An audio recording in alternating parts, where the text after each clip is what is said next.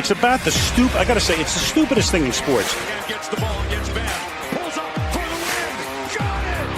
Detroit basketball. Oh, Holloman looks the clock. Half court for the win. Oh!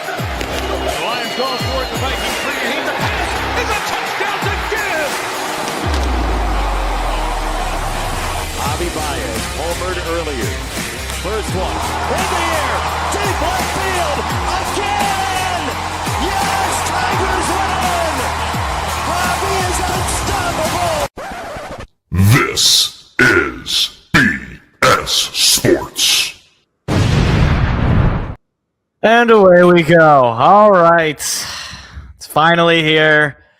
Final 3 games of the year. Final home game of the year for our beloved Lions. And thanks to Green Bay, Lions no longer control their own destiny as it stands right now. But they got to win out anyway. So, I was just like, whatever. They can still win the division, technically. They can still win the division. They need things to go their way, but they can still do it. But in order to win out, starts by winning this game. And Detroit's going into this minus 7.5 point favorites. So that's a touchdown and a 2 point favorites over Pittsburgh. I mean, look, it's your last home game of the year. The Steelers are not a good football team, although they do have the same record as you, so maybe they think the same thing about you. This is a game you should be winning. No doubt about it. Even ESPN seems to think so. 66.8% win probability going in. The only concern I have is this offensive line for the Lions is hurt again. No Graham Glasgow in center. I think Coyote Awashika is also out. And Tristan Colon. So you're basically out like every single interior offensive lineman. I don't know who's going to play. I think Christian Mahogany might be back. I saw Taylor Decker was in the tunnel, so he's playing. Penei Sewell's obviously playing. And Tate Ratledge, who has very quietly been one of the better rookie offensive linemen, by the way. So another late draft find for Brad Holmes in the interior offensive line. Which is going to be very important for this offensive line because they need to reload it next year for sure. But anyway, I just want to beat Aaron Rodgers one last time. I want for Aaron Rodgers to play his worst game in Ford Field today. That's what I want. I want Aiden Hutchinson to get an interception or a strip sack. I want him to get like 3 of those. I want Aiden Hutchinson to like rip his head off basically. And I just want a stress-free Sunday. That's all I ask. I want a Sunday with no stress, because you know what? This upcoming Sunday, because the Lions play on Christmas, I won't have to worry about football, because they'll have already potentially ruined Christmas, but hopefully they don't ruin Christmas. So then I'll just have it'll be like the bye week. It'll be like a second bye week. So if I can just have that would be great. All right? Just win today, and then you win on Christmas. You finally get back-to-back wins. Haven't been able to do that in a while. And of course, the Lions have not lost back-to-back games since 2022. And I really don't want that streak to end against Aaron Rodgers' Steelers. Also, if the Lions do win this game today, they will clinch at least an above 500 record. And also, the Steelers will clinch the 9-8 Super Bowl. So that's going to be good for them. I'm sure Urinating Tree is very happy about that.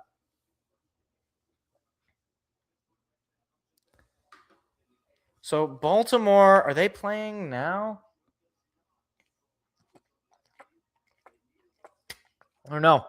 Baltimore plays tonight. So this is obviously a game that we're watching out in Baltimore. Because if Pittsburgh wins, then they would hold on to first place. If they lose, then I think Baltimore could tie. They would at least tie the record with the Steelers. It'd be the funniest ending possible if the Ravens end up winning that division. Oh, here we go. We got Romo. Jim. Oh, Jim. I don't know, Jim. I need to find that line from Tony Romo. I need to find that isolated and add it to the soundboard. Also, the last time that these two were commentating a game, it was the Packers game, and that was terrible. So, please don't do that again. Gosh, look at how old Aaron Rodgers looks. Gray in his beard. I think if you have gray hair in your beard, you should not be allowed to play in the NFL. You shouldn't, because you're just too old. Grandpa's out there. What is that patch that the Lions have on their jersey? Is that candy canes? Is it because it's Christmas week? Why don't they just do that next week? Because then it'd be the Christmas season. It's not, I guess it's still winter. It is the first day of winter. So, hope everybody enjoyed their fall the last couple of weeks. Because that was just fall. Now it's winter. It's actually nice out today. It's sunny. Although, that sun is going down. So, TJ Watt's out. Nick Herbig is out. James Pierre is out. So, a lot of guys on their defense are out. TJ Watt, obviously one of the best players on their defense. And then Lions out Kirby Joseph, Brian Branch, and Terrion Arnold, all on injury reserve. Our secondary is dead again. For the third straight season, our secondary is dead. And it looks like the Lions will start with the football, which I hate. I hate starting with the football. I hate it. Okay, Pittsburgh deferred, so there's nothing we could have done there. But I believe that's Boswell out to kick it. Is it Boswell? I don't know. There's the kickoff. It'll go to about the 2 and be taken out from there. Past the 20. Chopped down at the 25-yard line and rolled to about the 29. And in comes Jared Goff and this Lions offense. I mean, he's quietly putting together another really good season. 20 passing touchdown, or what did that just say? Passing touchdown in 20 straight games is what it just said. I mean, he's got a 5.8 touchdown to interception ratio this season. That is the best in Lions history. Goff's going to start by throwing it. Pass is caught to Amon-Ra for about a 7, maybe 8-yard pickup. It'll be second down. So Detroit starts the day in the air. Jahmyr Gibbs last week against the Rams was completely shut down. You got to think he wants to have a bounce-back game as much as anybody on this team. Now Goff calling a little bit of an audible. He's going to go under center. Gibbs in the backfield. There's your snap. Play action pass. Goff under pressure immediately and sacked. Oh, my goodness. He did not have any time to throw the football. And it'll be third down and long. Oh, boy. 84 for Detroit. You got to make that block, buddy. I don't know who that is. That the backup tight end? Yeah, what exactly is any quarterback supposed to do with that? So now it'll be third down and 11. Detroit is 5 for 14 on third down, or they were 5 for 14 on third down last week against the Rams. Quick screen goes to Jahmyr Gibbs, and he's going to be brought down for a loss. So the Lions start the day on offense going 3 and out with 2 plays for a loss. I guess they're going to say no gain. So 2 plays for no yards. No or negative, 0 or negative yards. 3 passes, too. No runs that entire first sequence. So the Pittsburgh defense came to play. We'll see if the Lions defense will come to play as Jack Fox boots that punt inside the 25 and just tiptoeing his way past the 25 is the punt returner. It'll be first and 10 for Aaron Rodgers and the Pittsburgh Steelers offense. Boy, you know that this Lions crowd is very familiar with his resume as a quarterback, but he has not been here since he was a Green Bay Packer back in 2022. And I believe it was the first game that the Lions had won was what started their streak of winning games like crazy, was in this very stadium. So I got to imagine he's probably hoping to make that not his last game here, but here we go. Rodgers under center, play action. He's going to roll to his right. Now he's going to throw. It is tipped and incomplete. Nice play there in the secondary. DK Metcalf, the intended receiver, Rock Yassin, got his hand in there and knocked it loose. I mean, that's one-on-one. Rock Yassin makes the play. Former Baltimore Raven, so he knows this Steeler team well. Now it'll be second down and 10. 13:02 to go in the opening quarter. So far, neither team has gotten a first down. Rodgers out of the shotgun.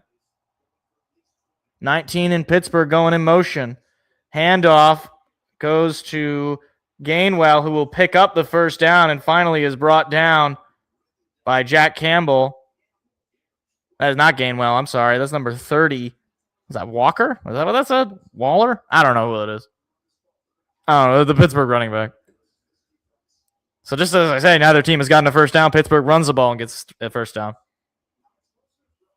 Lions were 1-6. Lions won 15-8, which is what started the 8-2 finish. Very cool. Very cool. 1st and 10 at their own 40. Rodgers under center. There's a snap. Another play action pass. Rodgers under some pressure throws. It is tipped and incomplete. Alex Anzalone tried to reach out for that one. But instead, it's going to be 2nd and 10. Still a fine play on defense by the linebacker, the vet. Jack Campbell brought the pressure, I believe. No, it was just off the hands of the intended receiver. Anzalone. Hutchinson, not Campbell. Hutchinson brought the pressure there on Rodgers, forced him to get rid of it, and it was an errant throw. Aaron Rodgers obviously very familiar with Aiden Hutchinson. 2nd and 10. Quick pass out on the slant is caught and then forced out of bounds at about the 45-yard line. It'll bring up 3rd down. And now this defense got to get off the field here. 3rd down and 5. That's true, Dennis. Thank you. We do need to win out. I already pointed that out at the start of the show. We got to win out, and we're going to need a little bit of help, even if we do. 4 for 13 last week against Miami were the Steelers on Monday night. They are on short rest. Rodgers going to throw. Rodgers under some pressure throws. It is caught for a first down past the 40 of Detroit. Pressure came, and Washington came up with a first down grab. This is what really hurt the Lions last week against LA. Not getting off the field on 3rd downs.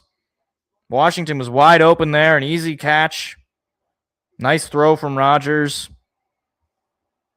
And the Pittsburgh Steelers are officially driving. Rodgers under center. They're going to hand it off to Gainwell, who somehow breaks free. He's going to pick up just about 5 on the play, but he was hit initially close to the line of scrimmage. Instead, it's 2nd and 5.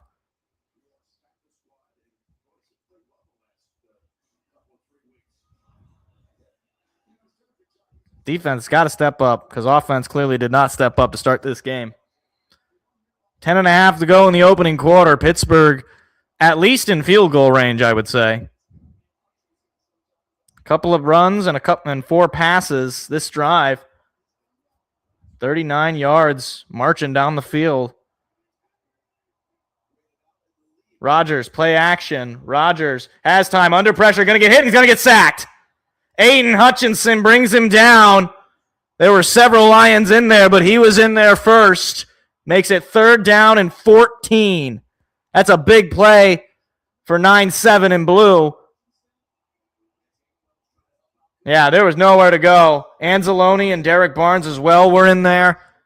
But Aiden Hutchinson makes it 3rd and long. This defense has got to get off the field here. 2nd, 3rd down they forced. 10.5 sacks on the year for Hutchinson, coming off of the injury last year.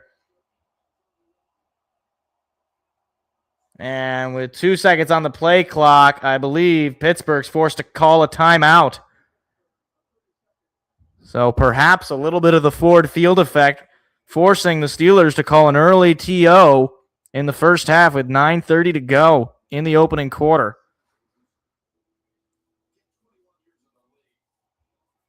That sack, I think, probably set them back out of field goal range. But you never know with these indoor stadiums. And frankly, the way kickers are kicking nowadays, you never know with how deep they can make these field goals.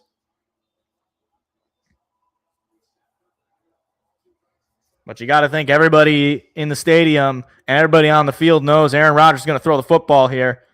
He's all alone in the shotgun. Now he's going to bring Gainwell to his left.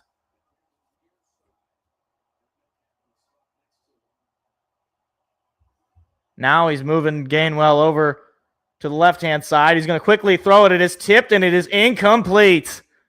Gainwell tried to run and grab it, but the pressure brought by Alex Anzalone knocked that ball out of the air. It is 4th and 14, and the punt team's coming out for Pittsburgh.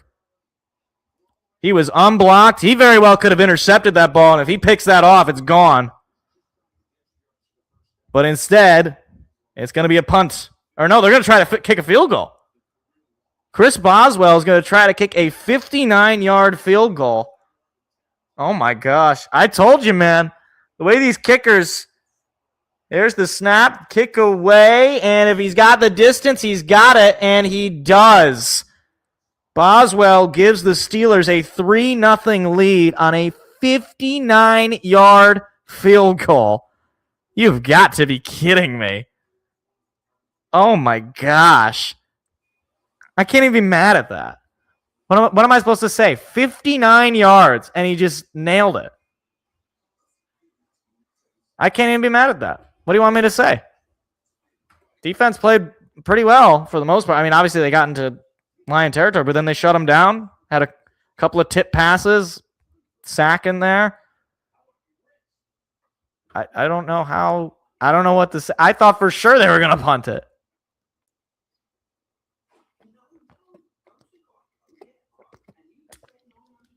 I need to fill this up already.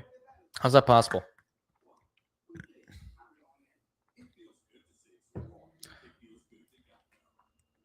Yeah, we're going to need a little bit more. Well, I mean, hey, they threw the ball on every single play. They didn't run the ball at all in that opening drive.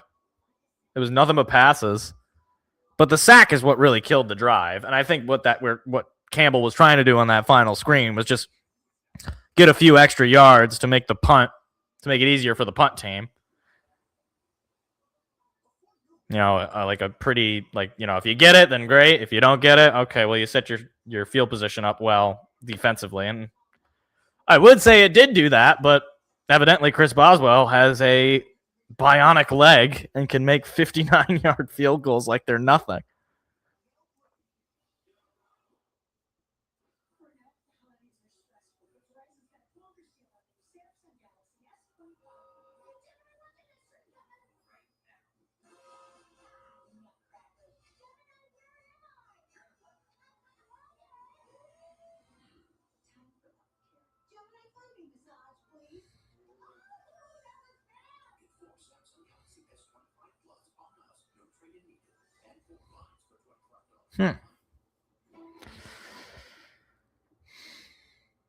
Nick Sheridan being some Alabama guys. Who's that? Wait, what are you talking? Hold on. I'm sorry, I missed it. MSU MSU to the point. A Michigan QB is calling our offense. I have no idea what. You must have mistyped something. He's talking about some of the guys that Fitzpatrick is bringing in, hired. Oh, look at Santa Claus in the crowd. All right.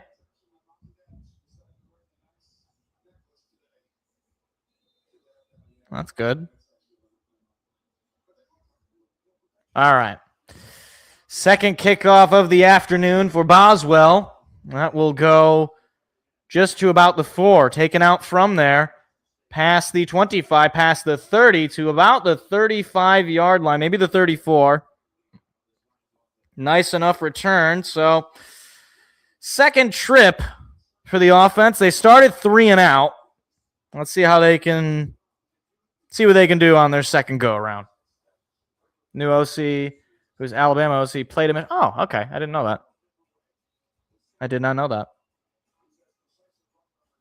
Well, hopefully he's good. That's all I'll say. Goff under center. Gibbs staying in the backfield.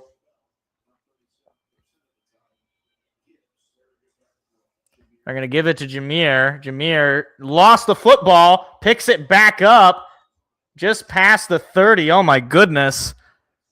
That could have been a nightmare. Instead, it's just going to be second down and long. Oh, my gosh. Guys, I mean, you got to get – seriously, the Lions look totally out of sorts offensively. It's the second tackle for no gain or a loss on a Jahmyr Gibbs play. Second down and 14. 8:40 to go in the opening quarter. Goff calling an audible. He's going to switch to the shotgun. Gibbs to his left. Goff going to throw. Goff looking. Some pressure. He throws to Anthony Fursker in at tight end for Detroit. He'll pick up a couple of yards here. It'll be third down and still long. Meanwhile, Raiders-Texans. Oh, no. Interception. Derek Stingley take it to the house. 7-0 Houston over the Vegas Raiders. Third down and 12. St. Brown going in motion to the right side. Lions need a big play here. Or they could go 3 and out 2 times in a row. Goff throws it up the middle. It is caught by St. Brown. Come to the outside. Now come to the inside. He picks up the first down. That's a big play by... Oh, I'm sorry. That's Khalif Raymond, not St. Brown. Khalif Raymond going to keep the offense on the field. First down of the afternoon on a 3rd and 12. Woo! That's a nice play. Jared Goff had to get rid of that football fairly quickly. Pressure was coming from the outside there. He took a hit a little bit. Great running there from Leaf. Now the Lions have the ball at their own 45. Handoff to Gibbs. Breaks initial contact. He's going to pick up a few yards. You can see the Steeler defender smacking the turf. He wish he would have had that. It's going to be second down and about 7.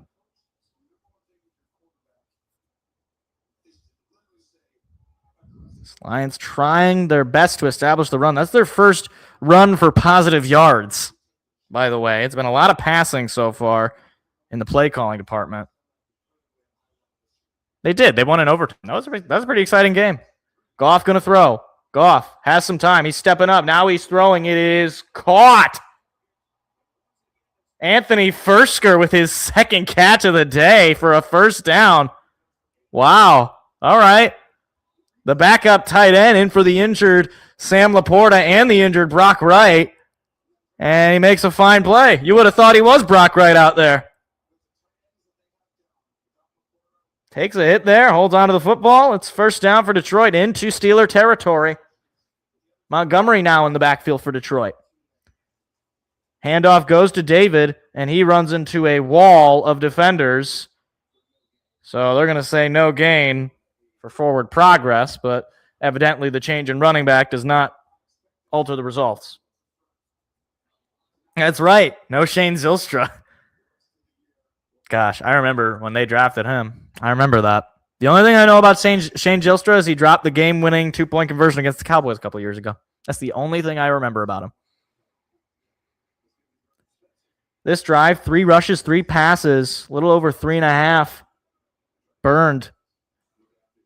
The give goes to Montgomery again. Montgomery finds a big hole. There goes Montgomery into the secondary, into the red zone, just to about the 17-yard line. David Montgomery gets the Lions' first trip into the red zone on a big 15-yard run. Boy, he was one-on-one. If he had a little bit more speed, he could have taken that one to the house.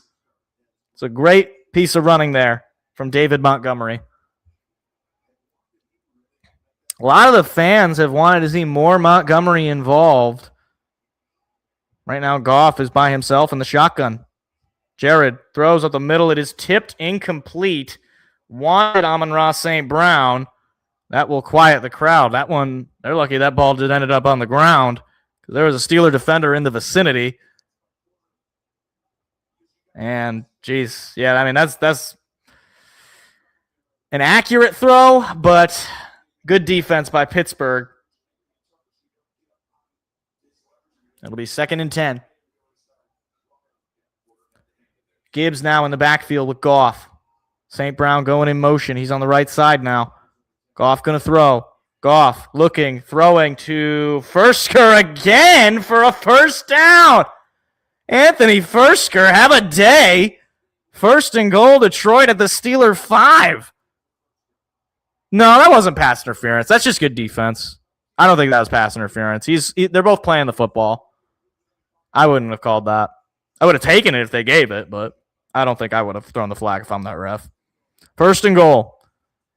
Give goes to Gibbs. Gibbs tries to find the hole on the right side. He's going to pick up a yard or two. It'll be second and goal. Jahmyr Gibbs trying to find the end zone for sure. Couldn't find it last week. But he definitely had a night against Dallas, 3 of them. Only player in NFL history with 100-plus scrimmage yards per game and 6-plus yards per touch. He's unbelievable when he's on. Goff under center. Tesla goes in motion to the right side. Now he's going to go over to the left. The give goes to Gibbs, and he's going to lose a few yards. Sawyer comes in and makes a play. It'll be third and goal from outside the 5. Jack Sawyer, the former Ohio State Buckeye and national champion, makes the play. Not what you want. So now on third and goal, Lions have had 3 plays for negative yards. The Steelers have had just 2. Montgomery now in the backfield. Ball is at the Steelers 6. And a fake. No, they do toss it to Saint, and he is going to be just short. Oh, my goodness. It was a fake toss to Montgomery, handoff to St. Brown to pick up a few yards. It'll now be fourth and goal, and a decision is going to be made here by Campbell. Interesting trick play. It didn't quite work out. If you needed maybe 1 or 2 yards, I could have seen running that, but now the Lions are going to keep the offense out there on fourth down and goal. They're going to not attempt to just tie this. They're going to try to go for it. 12 for 23 on fourth and short this season. This is third from the 3. Play action. Goff rolling, still rolling, running out of grass. Now he throws. It is incomplete.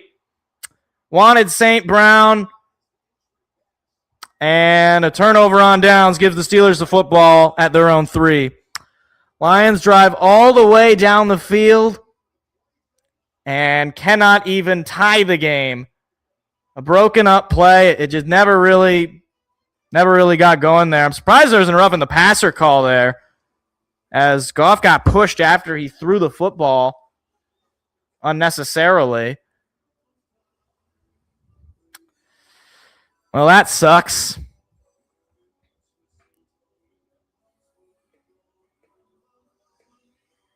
That sucks. Offense looked good. I mean, they got all the way down, and then they get nothing. They just totally stifle at the 5-yard line. You can't get a touchdown at the 5 on 4 tries.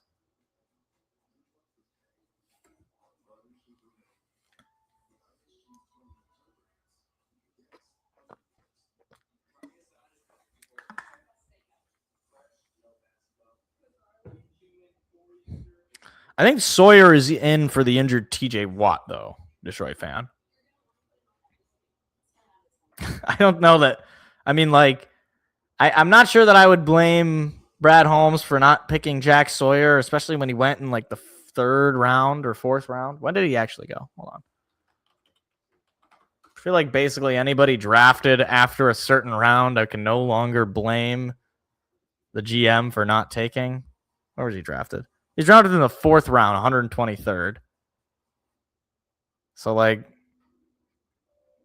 I mean, yeah, sure, I would have, I guess, like, he made a play there, but how's he actually doing on the year? He has 1 sack on the year. So, are we really missing his 1 sack? I don't know. Probably not. Now, granted, again, he's playing behind TJ Watt, so, you know. I would have liked to have Derek Harmon, who the Steelers drafted, but I don't even know if we had an opportunity to get him, actually. Pretty sure he was taken ahead of us. I guess we could have traded up, but I wouldn't have necessarily traded up for Derek Carmen.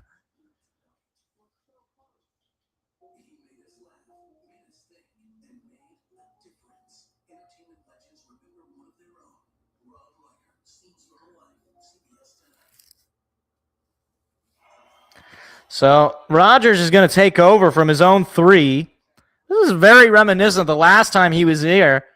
Lions ended up getting a safety in this game. So very well could make this a 1-point game starting from his own 3, assuming they throw the football here. Rodgers is going to start under center. He's going to hand it off and brought down at the 1. Nice play there by Thomas Harper. It'll be 2nd down and 12? So now the Steelers are going to snap the ball on 2nd down from their own 1. Boy, Harper is lucky. The back there is lucky he got out of the end zone. And, Lions might have gotten away with a face mask there. Roy Lopez. I think he hit the visor, not the mask. But it is 2nd and 12, nevertheless. Rodgers is going to go under center from his own 1. Quick pass out on the flat is caught for a relatively short gain. Just past the 5-yard line to about the 7. It'll be 3rd and 5. That was Adam Thielen, the former Minnesota Viking, who I believe they brought in the middle of this year. Final minute of the opening quarter. Steelers up 3-0.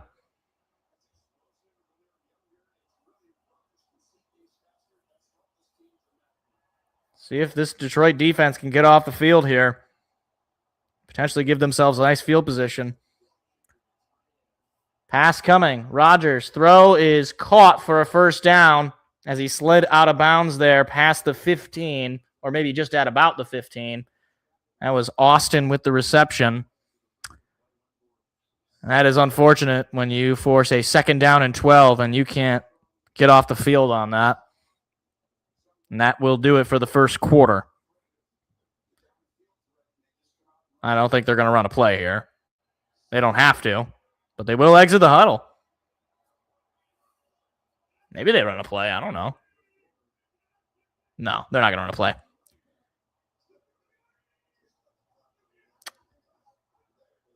So there it is. After 1, the Steelers are up 3-0 in Ford Field. 2nd drive of the day for Pittsburgh. Starting from their own 3, but it's 1st and 10. They've already gotten out of the deepest part of the end zone.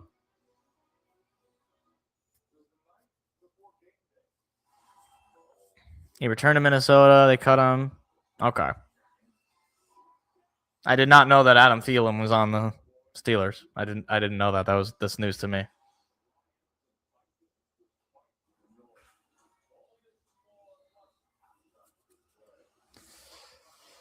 Are you guys excited for Snoop Dogg performing for halftime for the Lions game on Christmas? You guys excited about that? I'm excited. I'm not excited. I'm not actually excited. I don't know if you guys caught that.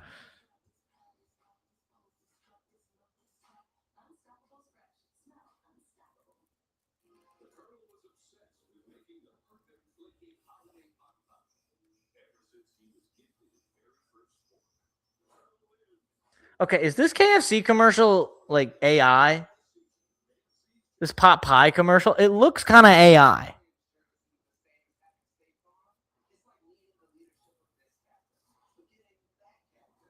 Okay. You know, I feel like this new it's like needing the thing of this and then getting the State Farm commercials. Like this is now like the bundle and save, the Aiden Hutchinson, the Bundle Save. Doesn't that just say bundle and save? Yes, it does, Aiden. Yes, it does. That's the joke.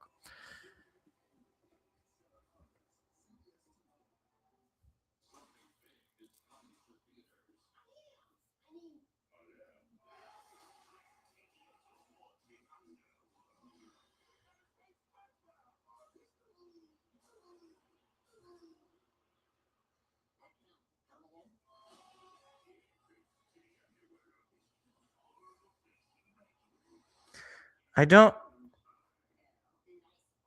don't understand why. I mean, I don't know if the SpongeBob movie is good. This new one, it probably isn't. But like, why are they? Oh, Divine Child. That's kind of cool. They're showing Nate Hutchinson's high school. That's actually kind of cool. I know that high school. I actually do. I didn't know anybody who went there, but I'm aware of it. Gary Danielson. He went to Divine Child. I didn't know that. Wow, that's pretty cool. These young men get to be on TV. That's pretty cool. Why can't anybody from my high school play for the Lions? We got Mike Dana. He went to my high school. He plays for the Chiefs, though. 1st and 10. Rodgers takes a snap. He's going to hand it off to Gainwell, who's got a big hole and is finally brought down past the 30 by Avonte Maddox. Jeez Louise. Kenneth Gainwell, I think he's really only had a couple of carries, but both of them have been pretty big chunks. Lions are lucky that Maddox brought him down because he had nothing but green grass in front of him.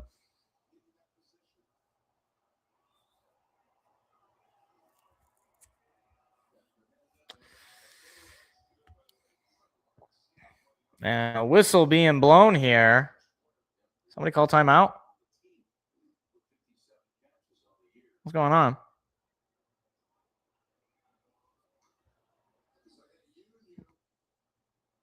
What is happening? I've never seen this. What is this?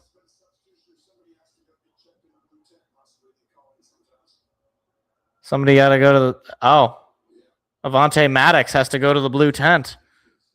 Guess they saw something in New York. He's off to get evaluated. I mean, my feeling is if the guy is good enough to feel like he can still play, okay, whatever. Hopefully he's fine. Status report so far, offense stifled when it needed to score, marched all the way down the field, couldn't quite punch it in. So far, defense, this drive doesn't look as good, but they've got plenty of field still to work with. 1st and 10. Rodgers hands it off to Gainwell. That time he runs into a wall and is brought down for potentially a loss of 1 by Roy Lopez. And I believe, was that Marcus Davenport? Or no, that's Derek Barnes. Why would I assume Marcus Davenport would have made a play? Look at that throw from Bo Nix. 7-7 Denver and Jacksonville. Rodgers going to throw. Rodgers airing it out, looking deep. It is way incomplete. Wanted DK Metcalf, and he overthrew him by about 10 yards. Rock Yassin in coverage there. Makes it 3rd and 10. That's pretty good coverage from Rock Yassin, but Metcalf had to basically slow down, and by the end of it, he was out of bounds. So pretty good defense there from Rock. Does friends call him Rock? Probably wouldn't name my son Rock, but Mr. and Mrs. Yassin disagreed. All right. Pittsburgh is 2 for 3 on 3rd downs. This will be from 10 yards. Rodgers by himself in the shotgun. Gets the snap off. Rodgers has some time. Now under some pressure. Rodgers gets rid of it. It is incomplete. Nobody was home. He nearly got sacked. And it'll be 4th and 10, and the punt team's coming out for Pittsburgh. Aiden now has 10.5. Or do you mean today? He has 1. It's on the stat leaders are right here. You gotta look. You gotta look. You know it's bad when Anthony Fersker doesn't even have the Lions jersey on and he's our leader in receiving yards? You know it's bad. You know that's when the injuries are bad, is when you got guys in different colors on your stat sheet. Khalif Raymond is going to take it out from the 20. There's a flag that came in immediately.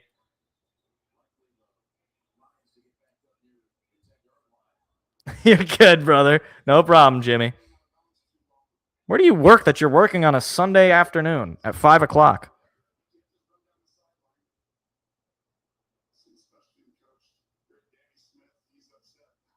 What is going on? Or did the Pittsburgh player go out of bounds and come back in? I think that's what Romo's saying. I think this might be on the Steelers.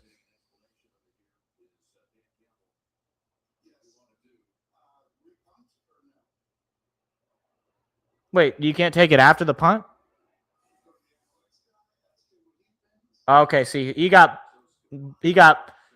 blocked out of bounds, and then he came back into the field to play. You can't do that. It's going to be an unsportsmanlike conduct on the Steelers.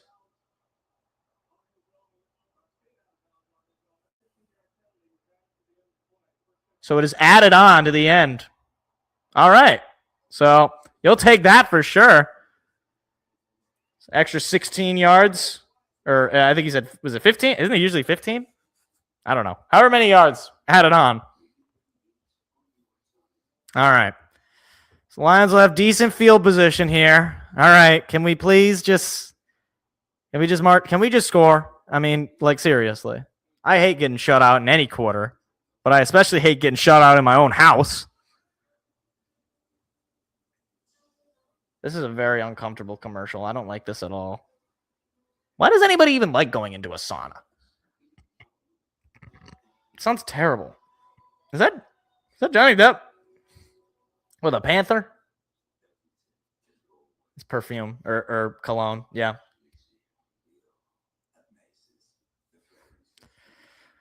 I gotta know who runs the marketing department for scent products. It is questionable, and but he seems to have been doing things. But, my thought is, show me in August. Just, I don't know who they play to start the season, but if you want to really, convince me that you're the guy for the job, Pat Fitzgerald, then, show me in the actual season. Because right now, whatever. I mean, it's good that you're doing the recruiting, you're bringing in good coordinators, but I need actual wins. All right. We haven't seen a bowl game since 2021. All right. Not that making a bowl game even matters anymore, but we play Eastern Michigan to start the year. When was the last time we played Eastern Michigan? It's been so long. Feels like we were on a roll there of just playing either Western or Central to start the season. I can't remember the last time Michigan State played Eastern Michigan. The Eagles.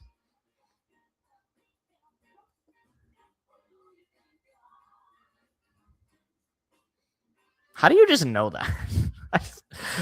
I always think that I have pretty decent knowledge. That's like you. It's like you just know. Oh yeah, we play Eastern Michigan to start the year.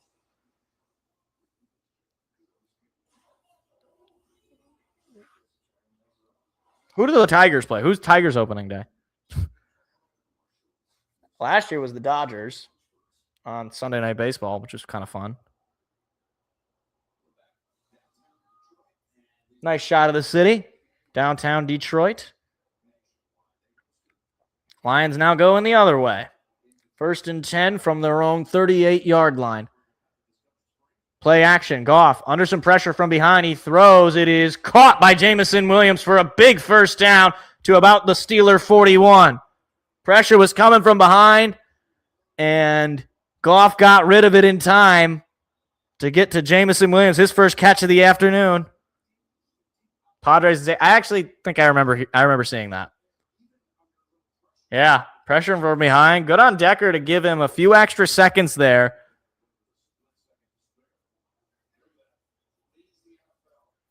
Wow. Jameson Williams, he's having a career year for sure.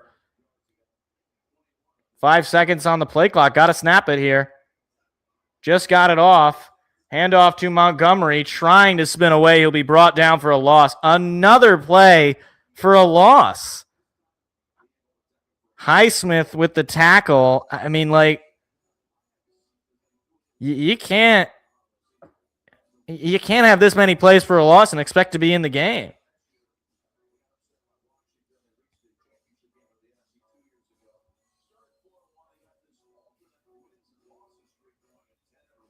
Ten in a row, alternating wins and losses for Detroit. That's crazy.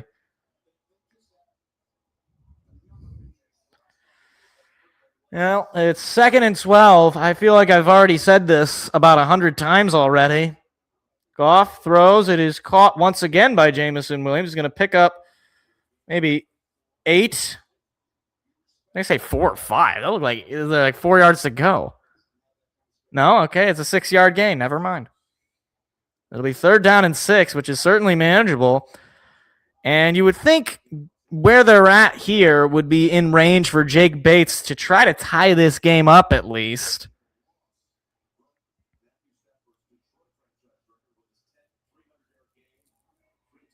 $11.5 to go in the half. Pittsburgh gets the ball to start the 3rd. Throw to a wide open Amon-Ra St. Brown past the 20, and there is a flag down on the play. We'll see what it is. Oh, boy. Oh, it's going to be defensive holding. All right, so it's declined. So the Lions, 2nd trip into the red zone in a row. Last time, they turned it over on downs at the 5. See if they can get some points on the board this time. I don't know how Amon-Ra St. Brown got that wide open. He should never be that wide open. But yet, he seems to find himself there. 2nd play of 20 or more yards. And once again, Montgomery brought down in the backfield for a loss. Highsmith again. I mean, like, that. This time it's only a loss of 1. It'll be 2nd down and 11. But my goodness, guys, that's like, how many plays for a loss? I mean, I know that the offensive line is playing hobbled here, but goodness gracious. Also, Shane Zylstra, I think, is in Detroit fan. I think I just saw him. Ball is at the Steeler 18. 2nd and long. Goff going to throw. Goff looking, throwing, middle, tipped, incomplete. Wanted Jahmyr Gibbs. Makes it 3rd and 11. I mean, that's a ball you got to catch. Perfect throw. Tipped it before any contact came to him. I mean, that's a perfect throw. If he catches that in stride, he probably picks up the 1st down. He might even pick up a touchdown. Not a good day so far for Jahmyr Gibbs.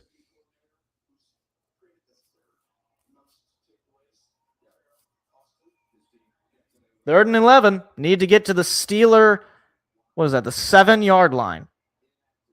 Goff looking, throwing, almost had it to Jameson Williams, who fell to the ground. It's incomplete, and the field goal unit is going to come out here for Detroit. Boy, he's lucky that just ended up incomplete, because he trips there and tried to catch the football coming back up, but off his hands. It wouldn't have been a 1st down anyhow. So Jake Bates will try a 36-yard field goal to tie this game at 3. He's 21 for 27 this year. This is pretty much right down the middle. Snap, hold, kick is good. So Detroit finally gets on the board. It is 3-3 with 10 minutes and 10 seconds to go at the half. Detroit's offense has put up yards, just not a whole lot of points.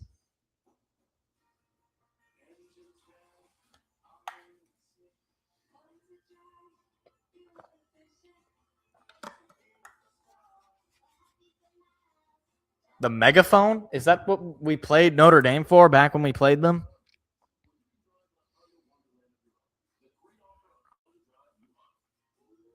We haven't played Notre Dame in years. Since D'Antonio was the coach the last time we played Notre Dame. I think. I don't think any other. Mel Tucker definitely didn't play Notre Dame. Neither did Jonathan Smith. We don't play Notre Dame anymore because Notre Dame is a jerk. Notre Dame doesn't want to play anybody interesting. They just want to beat up on their rat schedule and then complain when they don't make the playoffs.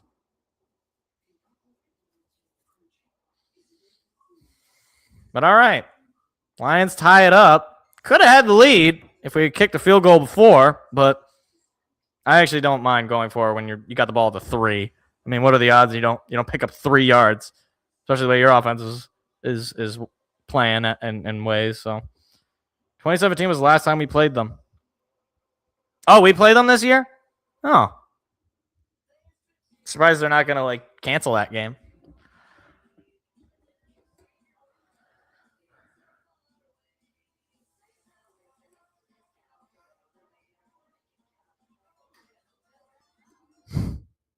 Really? That's even 2036. So stupid, man. Does Michigan play Notre Dame?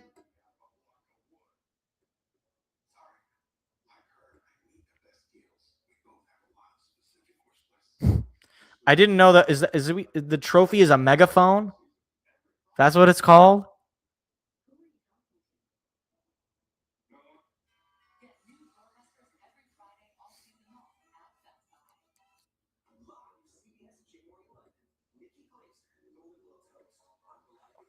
Who is Nikki Glazer?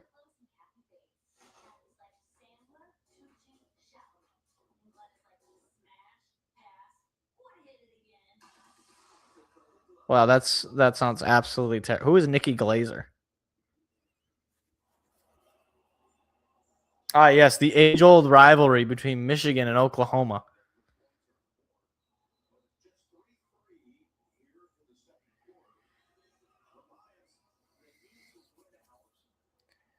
Bates delivers his first kickoff of the day, and he'll have at least one more to start the third quarter. Hopefully he has more than that, as Gainwell is swallowed up inside the 30.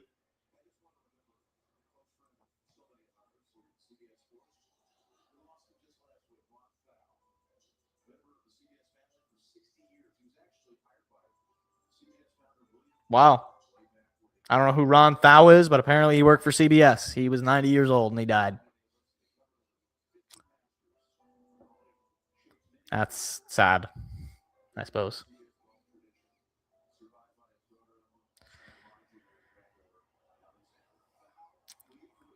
Rodgers out of the shotgun. Man to his right. Fakes the give.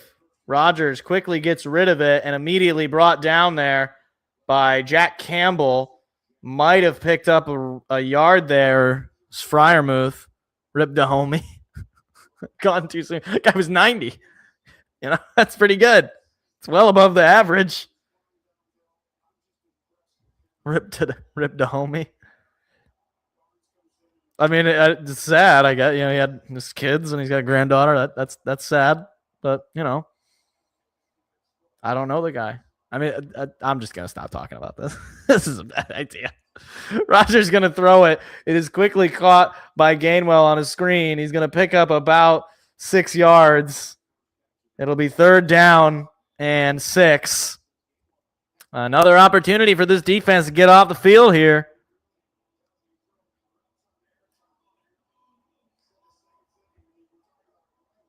I mean, this would pin them pretty deep. Potentially give Detroit good field position in the later minutes here of the second quarter.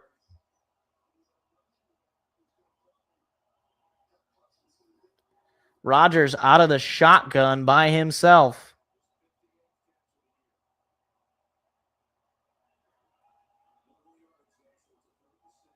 Just gets the snap off. Quick throw to Fryermuth. He's going to be brought down just short. Rock Yassin makes a tackle. It is 4th down and 3, and for the second straight time, the punting team coming out for Pittsburgh. Detroit's defense starting to play pretty well here, forcing a couple of punts. Amik Robertson was in there as well to make the tackle, and Rock Yassin helping him out. All right, well, depending on the distance of this punt, there's the snap, and there's the punt. Oh, geez. Khalif Raymond gets nailed as soon as he catches the ball. Good for him to hold on to it. Yeesh. Surprised there's no flag. I don't know why he wasn't waving for the fair catch there. Boy, maybe he just didn't see him. Good on Leaf to hold on to that ball. Hey, man, look, you got to start somewhere, Jimmy.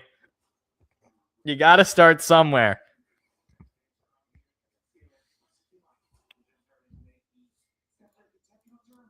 All right, I'm pretty sure these stats are Anthony Fursker. There's no way he's actually still leading us in receiving yards. Is he really? Maybe he is. He is.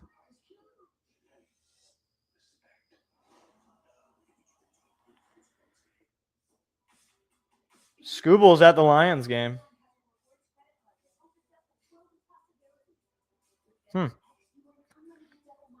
Apparently, they didn't show him. I don't know why. I guess CBS doesn't do baseball games, so they're like, we're not showing him. Nobody knows who he is. We don't even know who he is.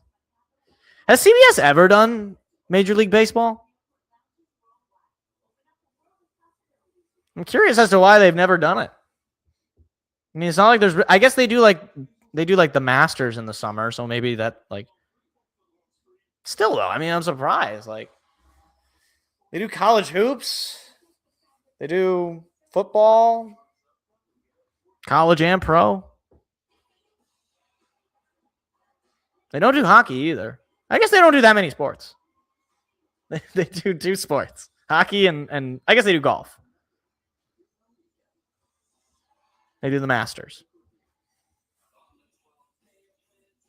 Is there any sports network of the major three or major four, I should say, that does all of them? I guess ABC. Yeah, ABC. ABC does hockey. They do baseball, or they did baseball. I don't think they do it anymore. Football and basketball. They were useless. the first round of the college football playoff was once again useless. I did not need to see Ole Miss murdering Tulane or Oregon murdering James Madison. I mean, I guess the Oklahoma-Alabama game was pretty good, even though Oklahoma died and like gave up basically. The Texas A&M game was kind of fun.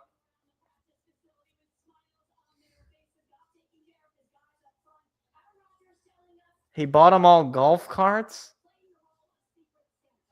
What kind of a gift is that, Jared? You bought him golf carts? Goff bought his O-line golf carts. I mean, I don't know. I guess I'd be pretty happy with that. Play action pass. Goff under some pressure, and he is brought down, and he is sacked. I mean, yeah, that's about how this game has gone. I don't know how many plays for a loss this offense has generated, but it's getting, frankly, just regular. You know, I don't know how you can't have this many plays for a loss and expect to win. You just can't. Unless it's going to be a real ugly game. That is the first sack of the day. Granted, Lions have two. Or I'm sorry, the second sack of the day for the Steelers. Quick screen is low. And they're going to call it an incomplete pass. And the boos starting to rain down in Ford Field. I mean, geez, that's just a terrible throw. That's not a good throw from Jared. He didn't quite have a good grip on it. Jeez, man.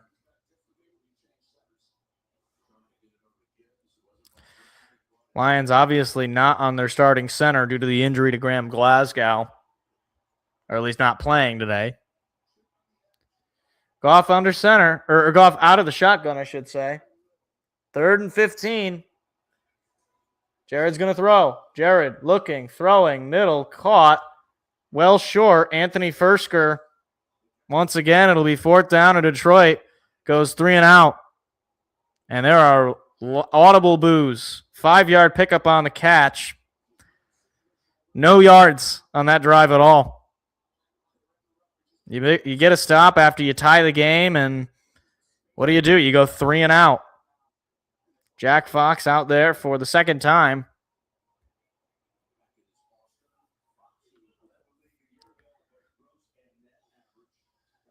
Snap, and up and away is the punt.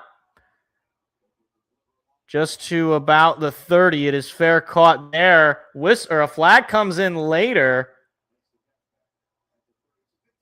See if this will push Pittsburgh further back. Austin. Austin waved the fair catch, but I think he stepped back, which I believe is a penalty. They're going to call a holding. Never mind.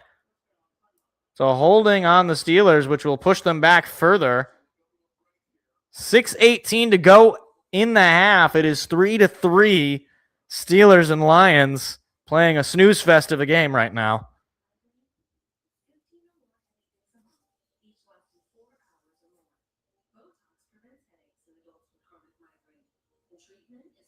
Ain't no way Botox presents migraines.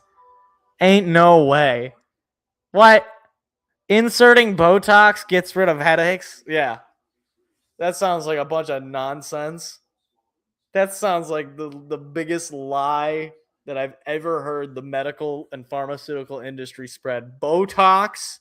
Botox stops headaches. Yeah. Yeah, sure. Whatever you say. That's ridiculous. If you have chronic migraines, insert toxin. What is Botox released? It's like botulism, right?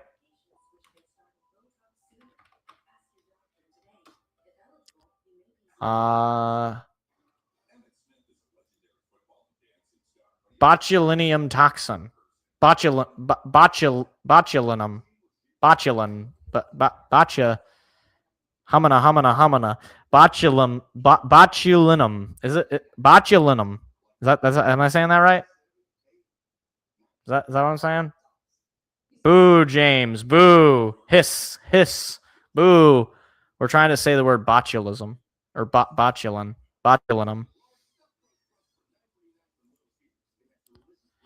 Botulinum toxin. Botulinum. Wait, hold on. Botulinum toxin.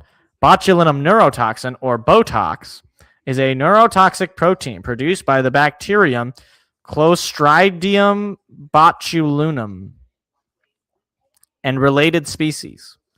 And it is considered the deadliest known natural substance ever recorded in the chemical literature.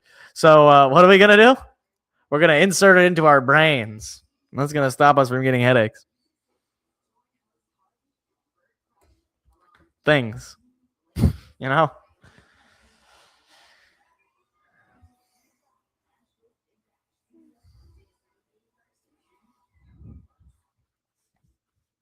All right. Back in Detroit, 3-3.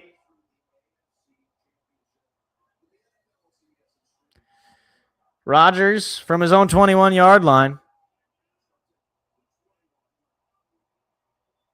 He's starting under center this drive. Both teams' defenses have not given up a touchdown. Toss goes to number 30. He will go down maybe at the line of scrimmage, probably for a loss. Maybe he gets to the line. Oh my gosh, Jaguars up 14-10. Hey, maybe the Jaguars will make a run here. Dale Gribble. Yeah, they're going to say no gain on the play, 2nd and 10. Jacksonville clinches a playoff berth with a win and a Houston loss. But I think I saw the Raiders and the Texans were actually tied. That's crazy. Jacksonville could get the 1 seed. Rodgers going to throw. Rodgers has some time, throws it to his back 30, and he is finally brought down after multiple missed tackles there by Detroit defenders. There's going to be a 6-yard gain, 3rd down and 4. Yeah, Houston's up 10-7, so Jacksonville's going to need Las Vegas to turn it on. First 3 possessions for the Steelers, field goal, punt. And the time of possession for each of them has gone down in each one. Steelers are 2 for 5 on 3rd down with an average of 8 yards to go. This is from 4. Rodgers by himself out of the shotgun. He's going to throw. Rodgers under pressure. He's brought down and sacked. Guess who? Aiden Hutchinson knocks him down. 2nd sack of the evening for 97 in blue. It is 4th and 10, and that is the 3rd punt forced by this Detroit defense. Two linemen, Hayden Hutchinson just forced his way through. Calvin Shepard's hyped up on the sideline.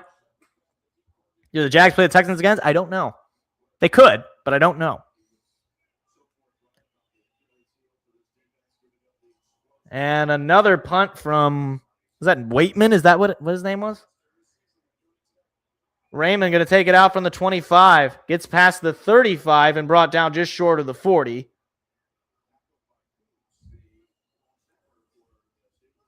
That's a really nice view of Detroit. There's the Detroit River, Ambassador Bridge into Canada. Shouldn't it be darker there? It's pretty dark here.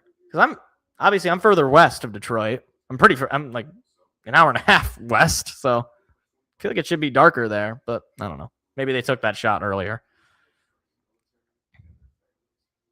John Moreland is probably not coming back, yeah. Calvin Shepard, though, here's the problem, though. I can never evaluate our defensive coordinators because every year we got guys going down. I think Calvin Shepard's a pretty good DC. I think the guys like him. Scotty Montgomery is an OC, internal promotion. I mean, I can see that. Is Antoine Randall a coordinator?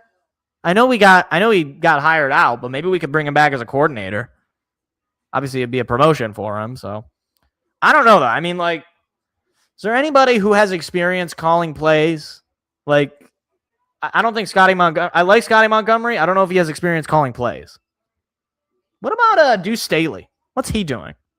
Didn't he get hired by the Panthers or something? What's he doing? He was a pretty good running back coach for us back in the day. Back in the day. It's like two days ago or 2 years ago. He followed Ben to Chicago as a wide receiver. Hey, man, maybe we can bring him back as a coordinator or give him a promotion. I don't know. Now he's the receivers coach. I think he's the running back and receivers coach. Or maybe is he the co-head coach or is he the backup head coach? I don't know what the terminology is. Didn't he take basically Deuce Staley's job? I mean, obviously Deuce Staley is long gone, but Anthony Lynn. Yeah, Anthony Lynn available? Can we give him a call? What about Jim Bob Cooter? Is he available? Anybody know where Jay Johnson is? Any Jay Johnson fans?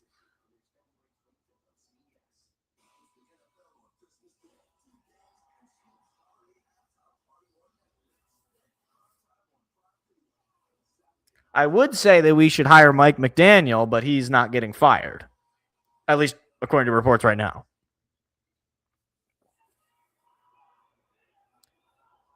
Assistant head coach. That's what I was looking for. 1st and 10 from their own 38. Goff going to throw. Goff quickly gets rid of it to Isaac Tesla past the 50 for a first down into Steeler territory. First catch of the evening for him. Lions have not had the lead all game. A field goal would give it to them here late in the first half. But they are at the 48-yard line. They're going to need a couple more first downs. Goff's going to throw. Goff throw up the middle to Gibbs with a nice spin move. Still on his feet. He's going to pick up the first down. There he is. Finally, Jahmyr Gibbs does something right. And it's a first down catch and run for the running back. I just said Jay Johnson. He's one of our former offensive coordinators. So, ball is now at the Steeler 35-yard line. 3 minutes to go in the half. The Steelers get the ball to start the third. Goff throws it, is caught by Jamison Williams just past the 30 down at the 29-yard line. 2nd down and 4. Boy, that was a very close call there. Jared Goff got rid of it just in time. Meanwhile, there's a Steeler defender down on the field. Number 26 in white. 2 minutes, 49 seconds to go in the quarter. I should probably plug my phone in.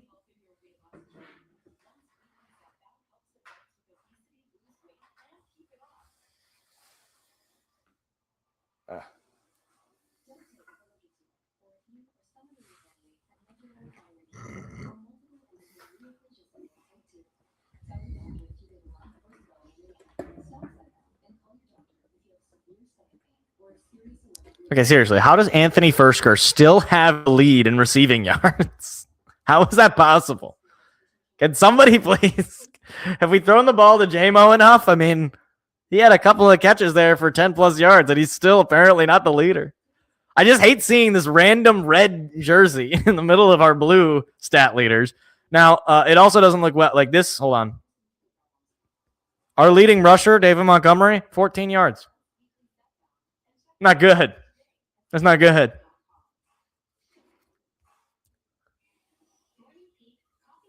It's not good. But you know what? If our offense is just going to be Jared Goff airing it out, fine. Whatever works. Patriots are back. Is there any reason to ask why impossible is happening?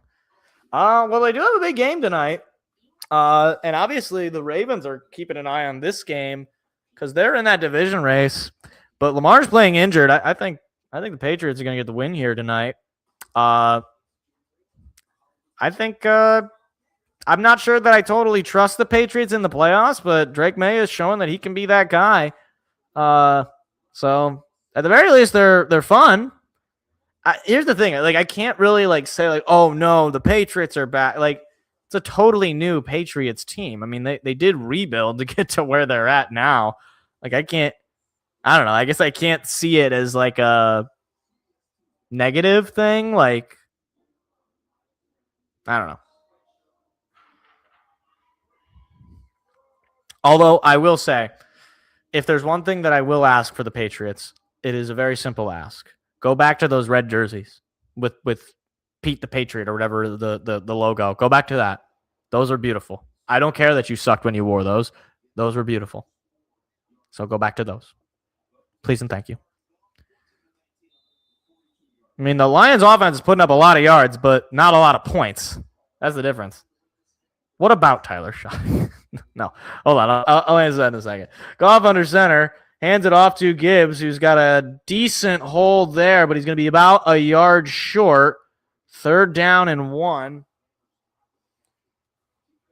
I mean, I will say I'm a little... Whoa. Did DK Metcalf just swipe at a fan? What a diva. Handoff goes to Gibbs, who's going to pick up the 1st down and carry it all the way to about the 20.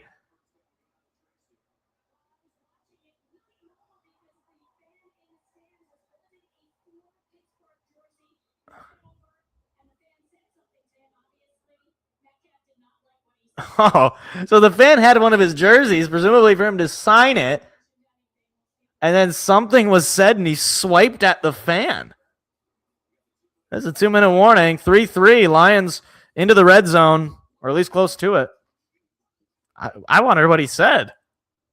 What did he say? Hey, I hope you lose today. And then he's like, oh, I don't like you anymore. Like, come on, buddy. Anyway, as a Saints fan, what about Tyler Shock? I will say this about Tyler Shock. I think quietly he's been okay. My only thing is, I don't know that the Saints really have they don't have like anything around right now. Like they're pretty far behind. And as much as Tyler Shuck has been fine, he's playing in a very low pressure environment. They're well out of the playoffs, obviously. I don't know. I'm not ready to go in on Tyler Shuck. The success rate of late round quarterbacks is pretty low. Maybe they find their guy, but I don't know, man. The Saint organization has been just kind of an afterthought, basically, since Drew Brees retired. I think 2018 was their final chance to win it all, and they got screwed, and they've been kind of broken ever since, for the most part. Obviously, they made the playoffs those next couple of years, but anyway. But I like the Saints. I like Drew Brees growing up. I always thought he was kind of cool, good quarterback, and yeah, I guess it's kind of unfortunate that they've turned into an afterthought. I guess New Orleans sports teams are kind of due for that. It's either the Saints or the Pelicans, and, well, the Pelicans. Before Tyler Shuck, we had absolutely no foundation whatsoever. Now with him, do we have something to build around? I mean, it's a start, right? Maybe, hey, they're showing Tyler Shuck right now doing a running the ball into the end zone against the Buccaneers. I mean, you might as well build around him. He's playing pretty well quietly, and again in low pressure environments. But you got to play well in low pressure environments to be able to play well in good pressure or high pressure environments. But I think maybe. I mean, you got nothing to lose basically, so you might as well start building around him and see what you got. All right. 2 minutes to go in the half. Lions are just shy of the red zone, actually, at about the 20.5-yard line of Pittsburgh. Goff going to throw. Goff firing to the end zone. Caught! Isaac Tesla! Touchdown, Lions! Oh, my goodness. How did he hold on to that football? The rookie out of Arkansas that the Lions traded up to get makes an incredible grab to give the Lions the lead. Wow. That's a great throw from Jared. Even better catch from Tesla. How the heck did he hold on to that football? Sandwiched by defenders. It is 9-3 Detroit.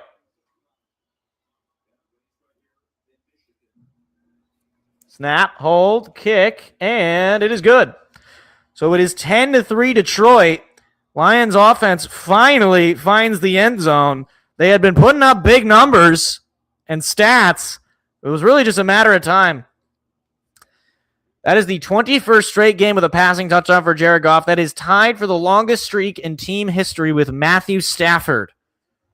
So if he can get a passing touchdown next week against the Vikings, he will have the franchise streak for passing touchdowns. No, you could not have Amon-Ra St. Brown. You could not. You can have one of his brothers. You want Equanimous or Osiris, the one who doesn't even play football anymore? You can have one of those. I gotta say, because the whole thing with the St. Brown brothers is their dad wanted them to be professional football players since they were kids, so he had them working out with weights when they were 2 years old. I gotta say, his method, 33% success rate. That's pretty good. All things considered, 33% success rate with the John Brown method. In baseball, you're a top hitter if you're 33% successful. If you're batting .333, that's pretty good. Anyway, minute 55 here. Detroit has the lead 10-3. Jake Bates delivering a deep kick that will be kneed in the end zone for a touchback. And right, exactly. A 33% shot. Now, granted, none of them got drafted in the first round, but still, Saints now a millionaire. That's pretty good. 33% chance to make the NFL and be really good. Okay, here's the situation.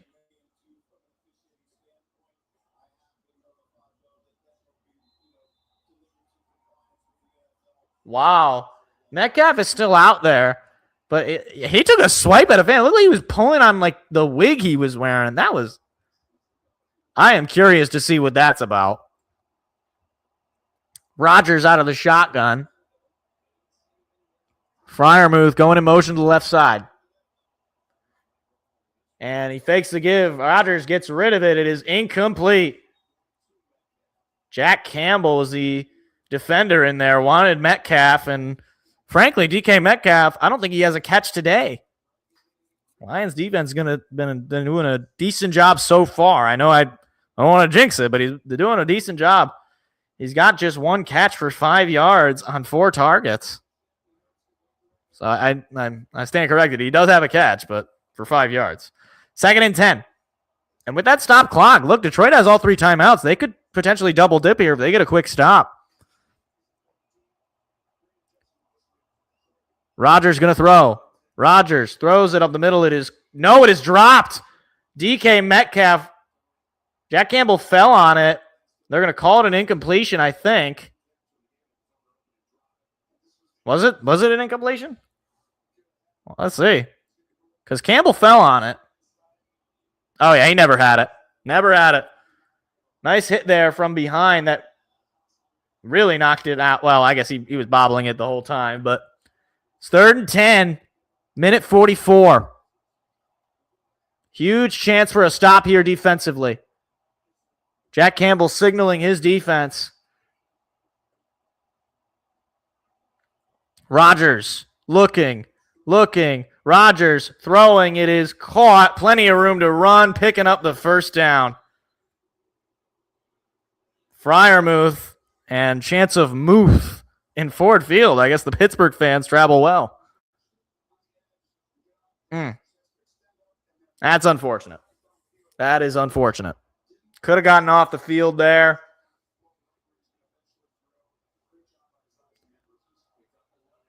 It's an 11-yard gain. That is the second first down of the quarter for the Steelers. Rodgers going to throw again. Rodgers' pass is caught once again by Freiermuth, and once again the chance of Muth in the stadium. 5-yard gain. Steelers have 2 timeouts here, so they got plenty of time. Try to get themselves into field goal range because they will get the ball back. They just want to try to double dip here before the half. Rodgers, quick throw is caught. The flag came in late on the far side there. Is there going to be a hold on Pittsburgh? They're going to call offensive pass interference. Wow. By the way, the Lions have not been called for a flag all day. Compared to last week where all of the penalties were going against Detroit, this is a much improved penalty-wise. 2nd down and 14, minute 05 to go. 3rd penalty of the day, all of them on the Steelers for a total of 30 yards.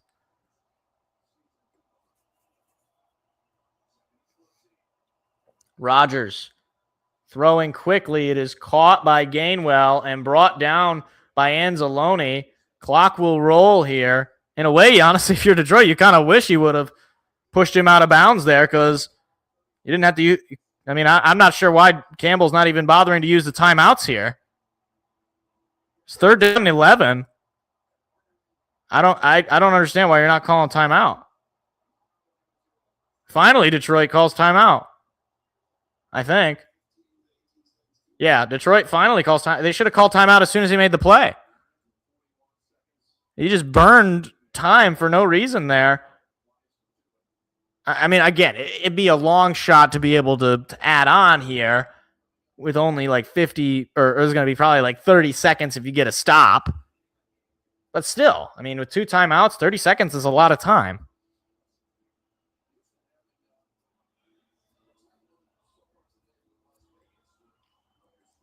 All right. So it's 3rd down and 11. Lions have done a good job getting off the field. 71 yards for Rodgers, 11 for 18 to Goff's 15 for 20, 162 with a touchdown. Rodgers by himself. Gonna throw. Rodgers' throw is caught in the middle of the field for a first down. Adam Thielen. And 30 seconds left now, and I believe Pittsburgh calls a TO. Amik Robertson with the tackle. A little too much space there. Pittsburgh trying to add some points here to end the half. Okay, do we really have to relive the 2015 Hail Mary? Why don't you show the play before where we got a phantom face mask call that gave him a first down? I mean, whatever. We were terrible that year anyway, but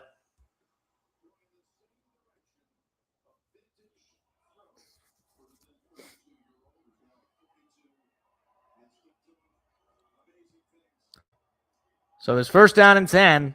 Ball is at the Pittsburgh 42. Rodgers going to throw. Rodgers airing it out to Metcalf. Incomplete. There is some sort of miscommunication or something going on with these two because neither of them are on the same page right now. Between Metcalf dropping the ball or Rodgers throwing it way too deep for him, something ain't right. Something ain't right.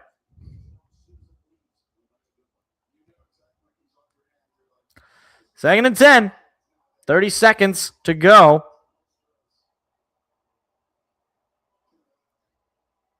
Random Steeler fan in the crowd with a... Okay. Interesting sign.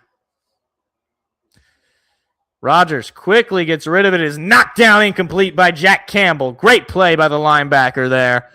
Third down and 10 with 27 seconds to go. Well out of field goal range for Pittsburgh.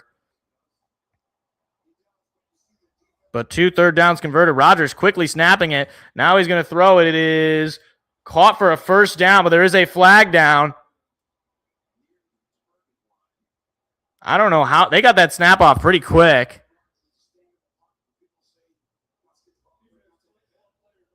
And the defense had 12 players on the field, which is going to be declined. So it'll be a first down. Jeez Louise. I mean, the defense was doing such a good job getting stops on third down before. Now they can't get a stop to save their life. Now they are just outside of field goal range. Again, the Steelers get the ball to start the third quarter. Last thing you want is for them to make this a 4-point game. Boswell's already made a 59-yard field goal. Rodgers going deep, looking for Metcalf. Or no, that is number 11.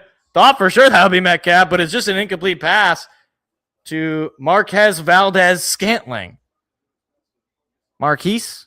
I don't know. Valdez-Scantling. He's not very good.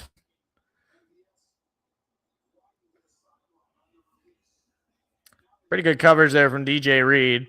He wouldn't have been able to catch that in bounds anyway. Wasn't a great throw. Second and 10. 11 seconds to go here. Pittsburgh with 1 timeout left. They are just outside of field goal range. Rodgers looking, still looking, airing out, going deep. It is somehow caught. There's a flag down. He goes into the end zone. And I don't know if this is going to stand.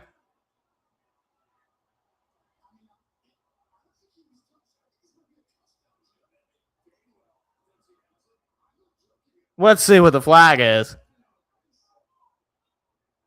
Kenneth Gainwell with the catch. If this is a touchdown, how did he...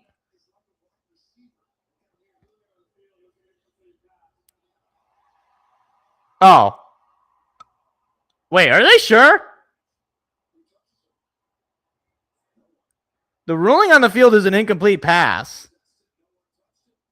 I don't see that was incomplete.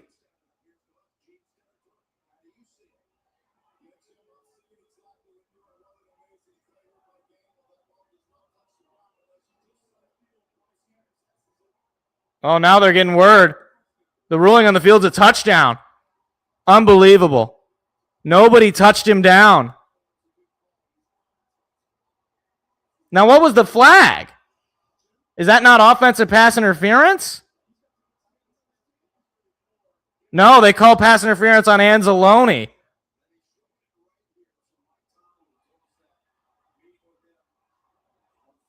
No, he never touched him. Wow. Are you kidding me? That is a circus play that is going to tie this game up at the half.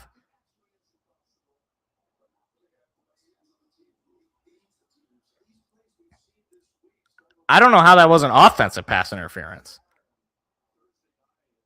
That's my question. I mean, talk about some circus plays to result in a potential game-tying touchdown at the half. And the extra point is good. So Pittsburgh has tied it up.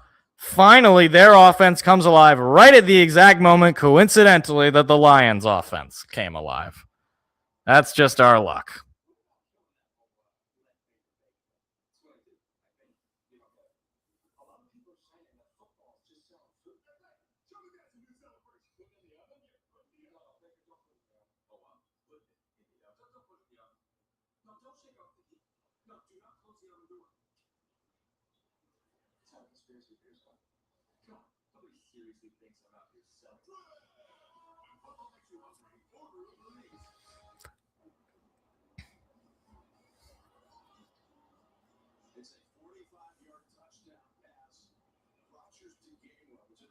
I can't believe that, man.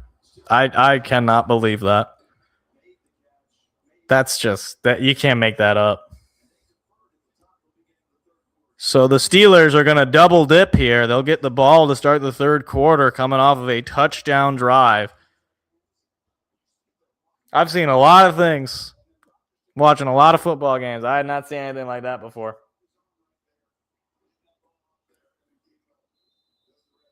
You got to touch him down. I mean, that's on Anzalone. It would have been a pass interference anyway. So they probably would have declined it because he caught the football. Lions just going to take it and knee it. And with the ball with 2 seconds.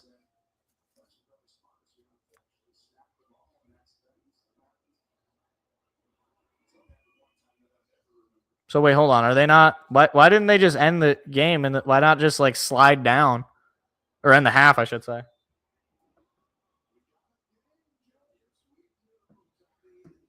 Okay, so they just knee it. So at the half, because apparently the Steelers have the ability to just will touchdowns, it is 10-all. Pittsburgh will start with the football in a low-scoring affair. Aaron Rodgers still has a little bit of that magic left, evidently.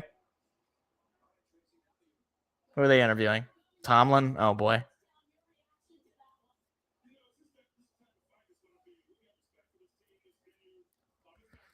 Pittsburgh first 4 drives, 68 yards and a field goal. Their last drive, 80 yards and a touchdown. They had more yards on that drive than in their first 4. Terrible. Terrible. Well, defense has got to not let that happen again. Ay.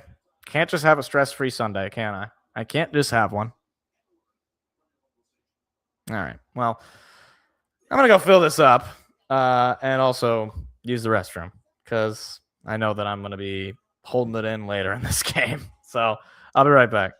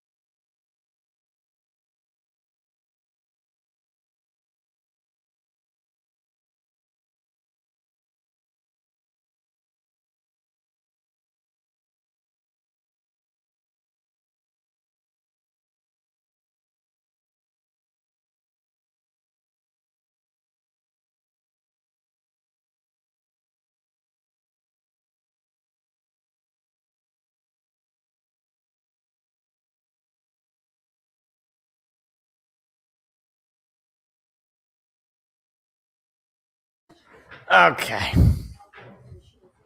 All right.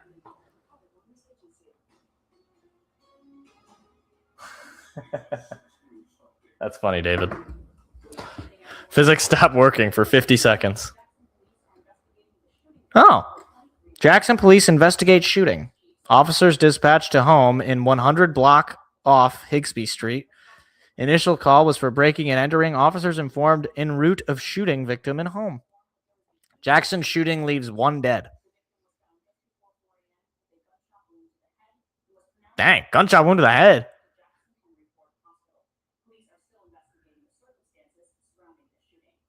Huh. Massive power outage in California, San Francisco. Well, that's good. San Francisco is infamously known for being very safe and not at all dangerous when it's night and dark out.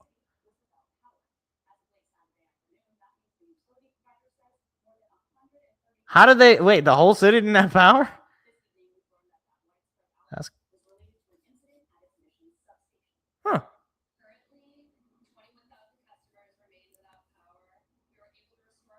Melissa Subotin is the spokesperson for. Oh boy, this poor lady. Why'd they put this poor woman out here to be the spokesperson for the power people?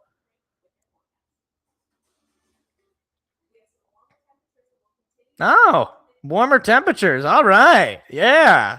It's not going to be freezing cold for Christmas this year? They're not even giving you numbers. They're just saying above normal or below normal. What is normal? What does that mean? Tonight's forecast. 10% precipitation chance. 19 degrees. Wind southwest of 5 to 10 miles. What's it going to be like on Christmas? Oh, great. On Christmas, it's late rain. 30%. Excellent. Looking forward to it. Merry Christmas, everybody. It's raining and miserable, and I hate it here. Can't have a sunny Christmas. Can't have one sunny Christmas. It doesn't have to be warm. Just sunny. Like it was today. It could have been today. Today was a perfect day to have Christmas. I think we can arrange that. I think we can move that to just whatever day is the sunniest the week of Christmas. We take a gamble. We see if the weather people are right. Whatever. Nobody listens to me. I'm full of great ideas. Nobody ever listens. All right, they're going to give us the halftime scores. What's going on in the rest of the league? What is that? 62% win probability going into the half? Isn't that about where it was to begin the game? Oh, okay, they're giving us the whole recap. Bills beat the Browns 23-20. So maybe it's just like close game week. Maybe that's what it is, guys. 23-20 win on the road for Buffalo. We got the Chargers and the Cowboys. Cowboys who have been eliminated from the playoffs thanks to the Eagles' win.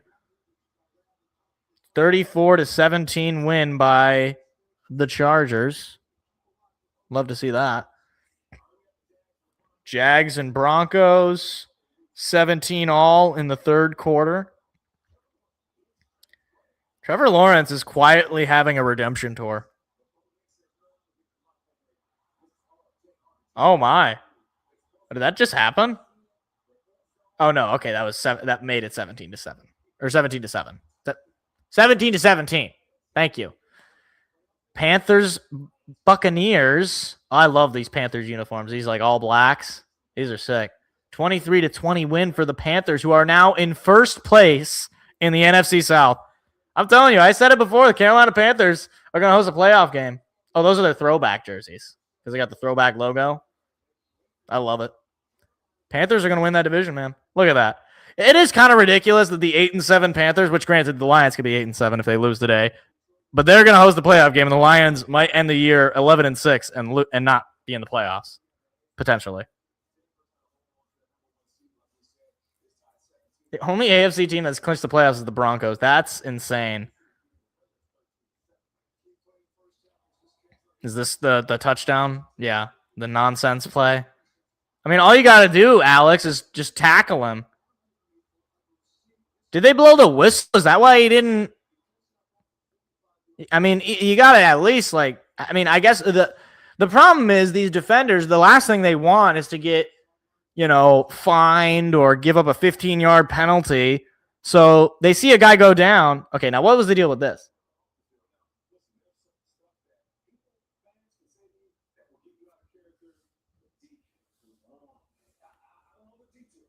What could possibly the fan have said that DK? What do you think? He called him a slur? Is that what people think? Yeah, I'm sure that happened. It was probably a fan made a joke to him or something. He told him he sucked, and DK couldn't handle that.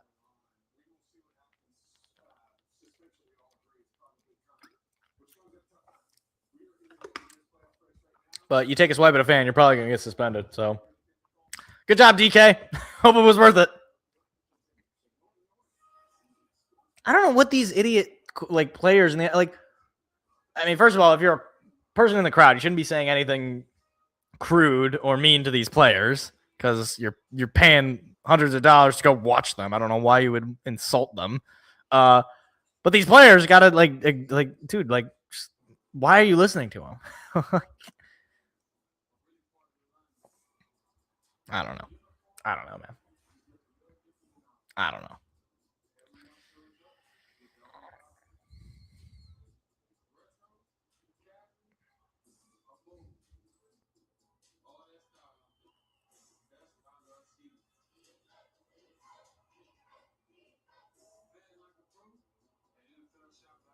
NFL shop commercial confused me.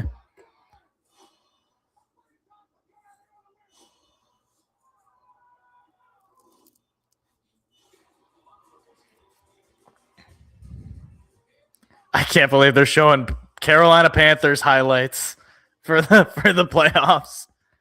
That's just the funniest thing in the world to me. It's just I can't get over that. Playoffs begin January 10th. Isn't that a Saturday? Yeah. Yeah. But if the Lions do make the playoffs, they better not play on that day because I already got plans that day. play in the morning. Play. Give them a 1:00 start.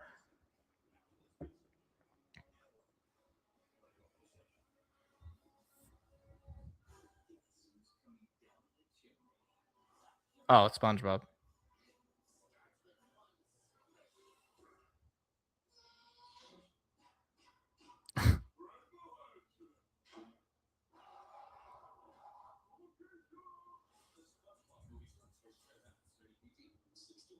But why? Why does the SpongeBob movie? Why don't they just animate it like they normally animate it? I feel like it's way more expensive what they're doing.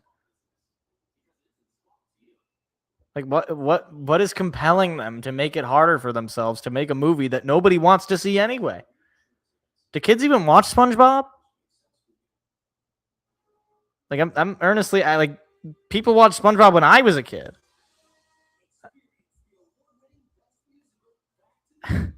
The Back to the Future musical. Who said musical theater is dead? Who said that?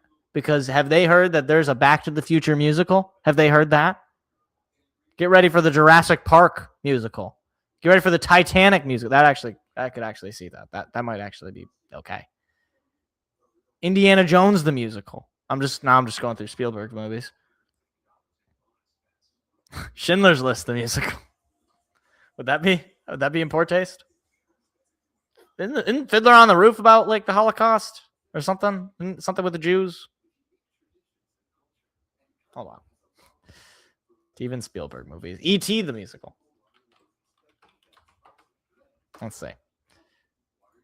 Jaws the musical. Ready Player One the musical. He directed that movie. He did. War of the Worlds the musical. Gremlins the music. I didn't know he really? He directed Gremlins. I didn't know that. Poltergeist the musical. The Adventures of Tintin the musical. Minority Report the musical. He directed Minority Report? He directed Lincoln? What? He directed Shrek? No, he didn't. Hold on. Wait a minute. That's not right. He did not direct Shrek. That is not correct. What the heck? Why does that list as one of his movies? Google. That's not. He did not direct Shrek. Now I'm doubtful that he directed Gremlins. He did not direct it. Google's just lying. Google's just straight up lying. Did he direct War of the Worlds? He did actually direct War of the Worlds. Okay. That was weird. Who's on the faster AB path, Puka or Metcalf? I mean, probably like short term, it's Puka, but long term, I think DK was already kind of on that. But Puka definitely was on a all-time bonehead run the last couple of days. All-time bonehead run. But DK's going to get suspended probably next week because he swiped at a fan like an idiot.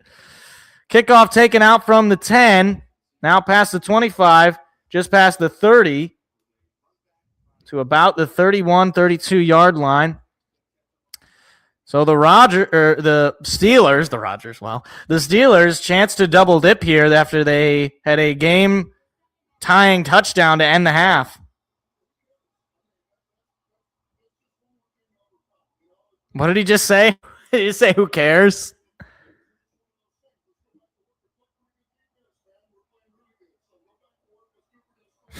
I don't know what question she asked, but his initial answer was, who cares? I don't know what. Okay. Rodgers under center. He's going to hand it off to Warren. Is that? Hold on. What's the name of the running back? Warren? Why do I know that running back? Who do they find these guys? 2nd down and 5. Is it Darren Warren? I don't know why I want to say it's Darren Warren. 2nd and 5. Jeez. The Steelers 5 yards per carry on the rush, or 5 yards per rush. Lions 1 yard. Handoff once again to Warren. That time he is stood up to make it 3rd down and 4, maybe 3. Boy, it would be nice if Detroit can start this half with a 3 and out.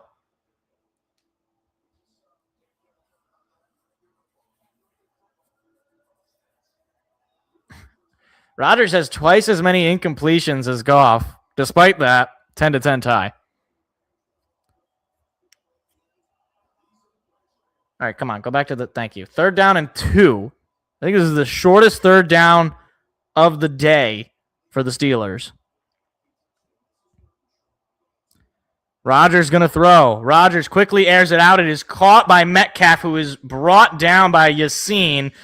It'll be a 1st down at the 50, and boy, oh boy, Rock Yassine makes a big play there. I know it's a 1st down, but if he doesn't tackle Metcalf there, he could have taken that one all the way.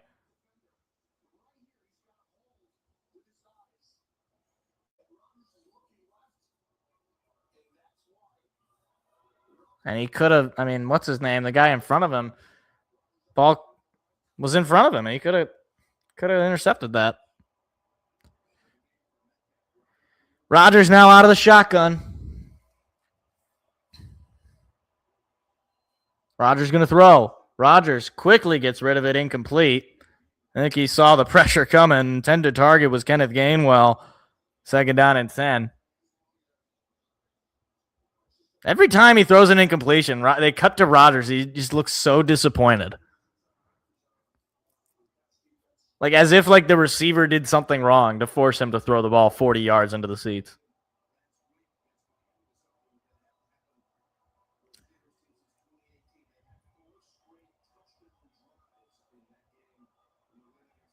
Second and 10. Ball is just about an inch, maybe less, into Lion territory. Rodgers again quickly throws. That time it is incomplete. I thought maybe Gainwell had it there. Instead, it was a little high. 3rd and 10. Another opportunity for this defense to get off the field. Because, oh yeah, that went right through his hands. In this spot, you got to, I don't think they're going to be able to kick a field goal, right? It's a little far.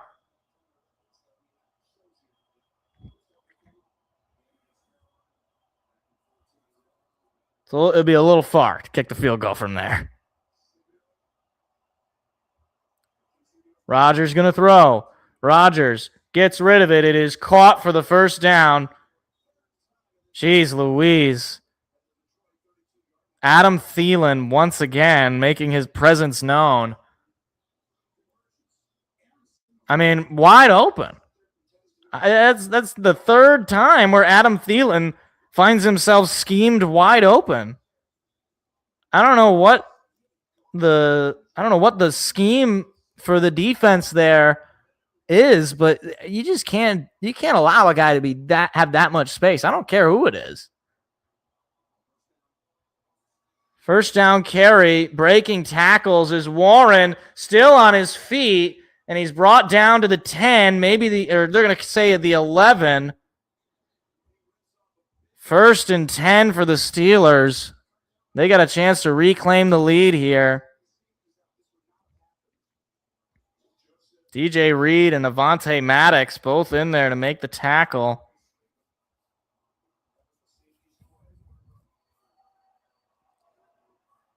That is the second play of 20 or more yards.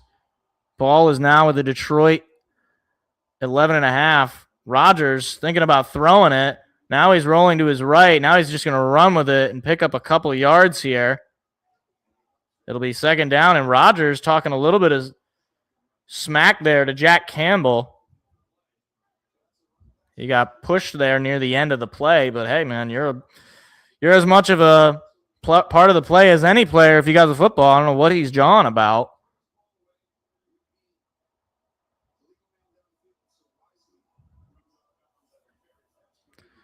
Second and 8.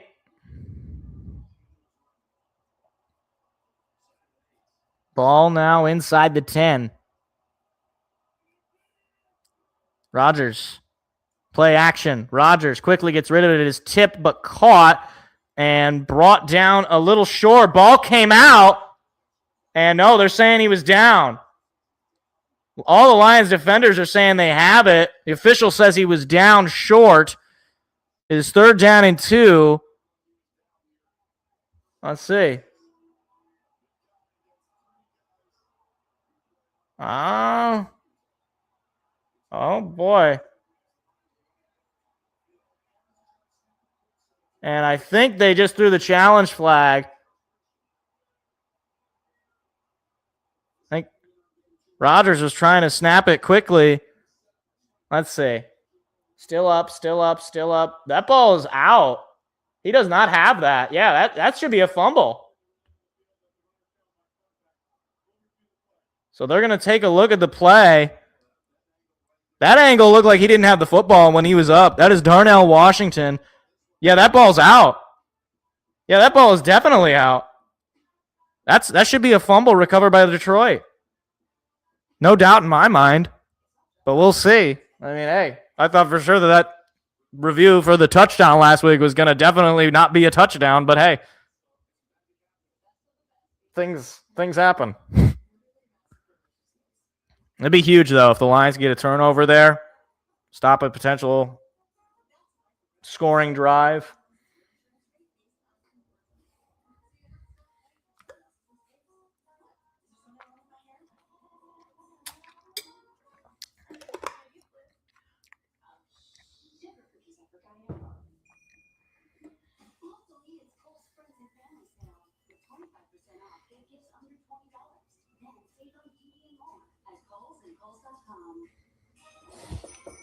The worst commercial breaks are the commercial breaks in between challenges. These are the worst commercial breaks.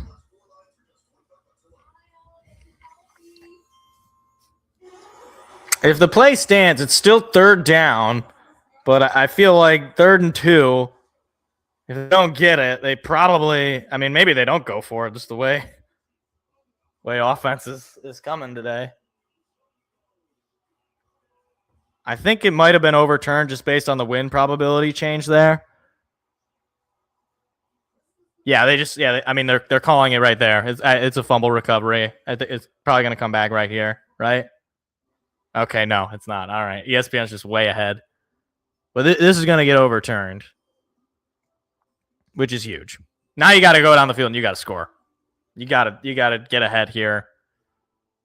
You got to score a touchdown. It's going to be a long drive, but it's got to happen.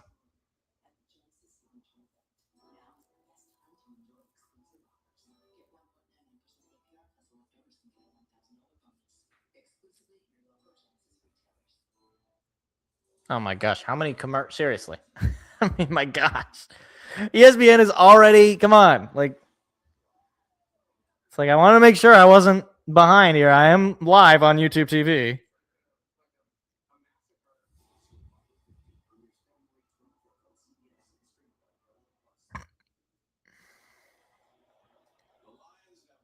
Yeah, Lions win the challenge. Yeah, that ball is definitely out when he's surfing the player there.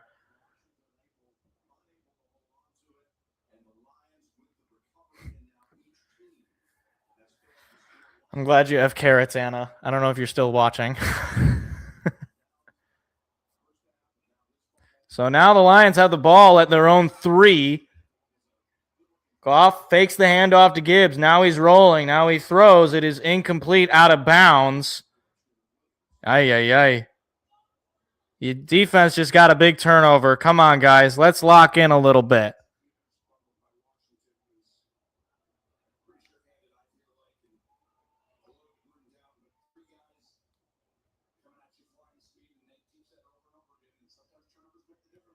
Second down and 10. Once again, Lions pinned all the way back at their own 3. Pass coming. Goff under pressure, gets rid of it. It is caught by Gibbs. He's only going to pick up a couple of yards, though. It'll be 3rd down and 8. Goff has to get rid of that football quickly. I know he's got to make his reads, but the last thing you can afford here is to give up a safety and the lead.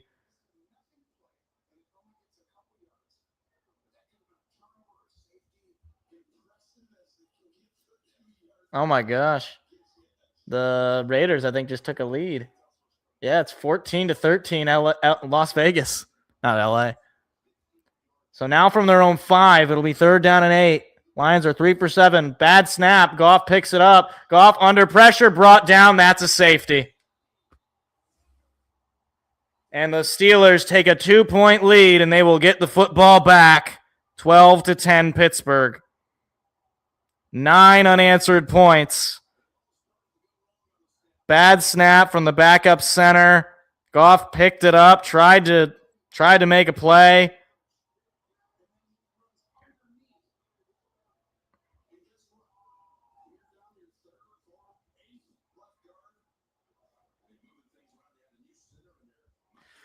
Jeez. Michael Neese was the center. I think, did they bring him in?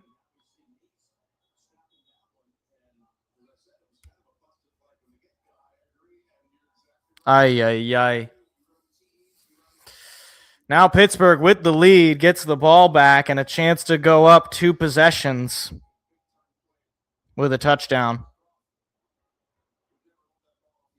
There's the rest of the offensive linemen who are all injured.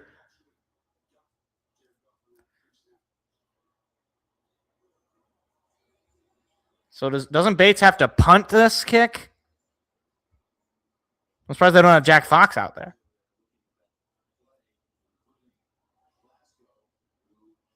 Oh, no. Maybe not? Huh. Is that a new rule? I thought it with a safety, they had to punt it.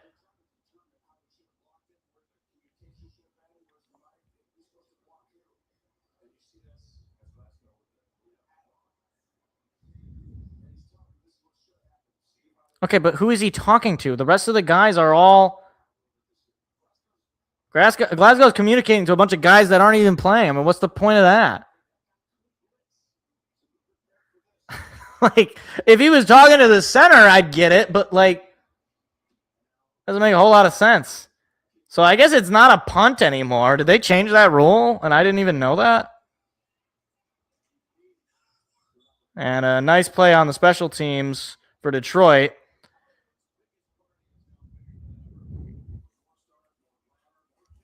So this is just a brutal game right now.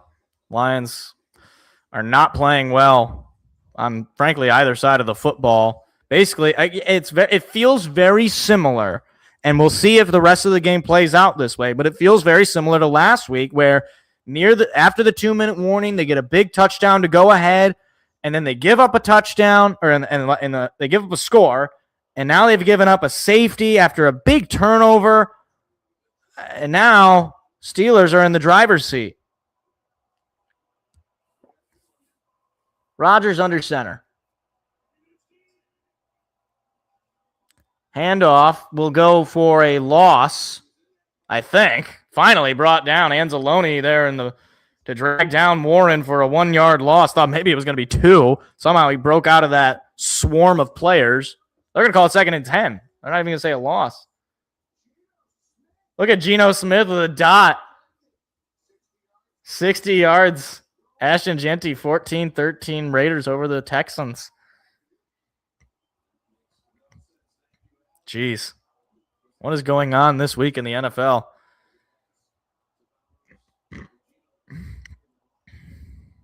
Second and 10. Rodgers out of the shotgun. Going to throw. Rodgers gets rid of it. Wide open is Gainwell. Just to about the 50-yard line for a first down. I mean, I don't know what was going on with the Lions defense in the second quarter and in the first quarter, but they should be doing whatever they were doing. Because ever since that touchdown drive, the Steeler offense has been just cooking them.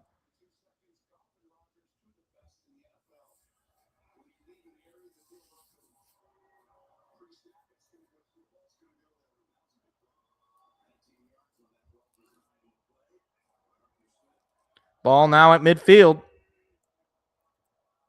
Play action. Rodgers looking, going deep. He's done this before. Looking for Metcalf. Incomplete. No, that is not. That is Valdez-Scantling again. It is incomplete. Rodgers can't believe it. Off his fingertips. Lions catch a massive break. That would have been a touchdown. Little overthrown. Al, honestly, that's a catchable football. It's a very catchable football. Marquez Valdez-Scantling does not come up with it.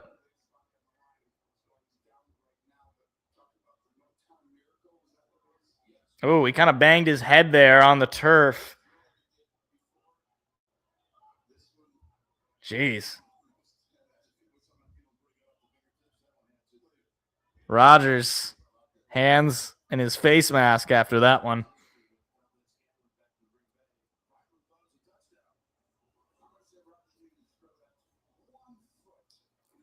And Gainwell's going to the sideline. I'm assuming for concussion protocol. Jeez, they're already down a lot of their... they don't have a whole lot of playmakers on offense. At least not names. That could be a loss there.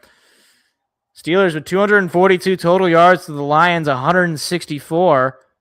Handoff to Gainwell will go for a gain of nothing. Third down, and maybe they give him 1. Yeah, 3rd and 9.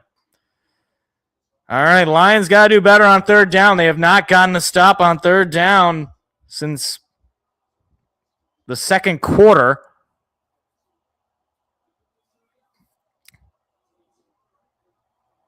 This will be a big 3rd down for Detroit to just kind of reset, get the ball back. Down 2. 7.5 to go in the 3rd. Rodgers looking under pressure, now running with it. Rodgers one-on-one, somehow stays on his feet, but he falls down just short. It'll be 4th down. Oh, my goodness. 4th down and 2. And I think the Steelers are keeping the offense out there.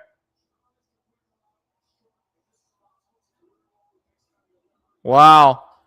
Steelers are going for it on 4th and 2. They're in no man's land.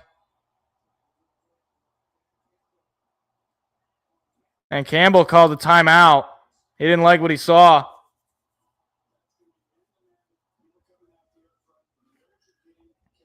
This would be a huge stop. If you could get the football in good field position with a stop here.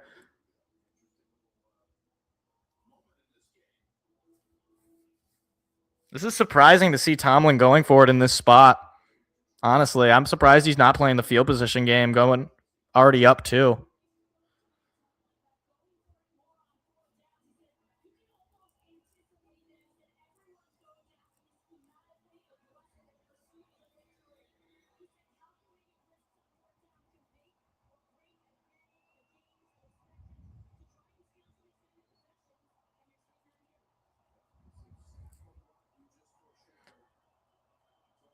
Wow. Second most wins among active head coaches. Who has the most? Oh, probably Sean Payton. Rodgers in the shotgun. Now he's by himself. He moves Gainwell to the left. Rodgers quickly throws. It is caught for the first down. Scotty Miller with the catch. Number 13, his first catch of the day, is a big catch to keep the offense on the field.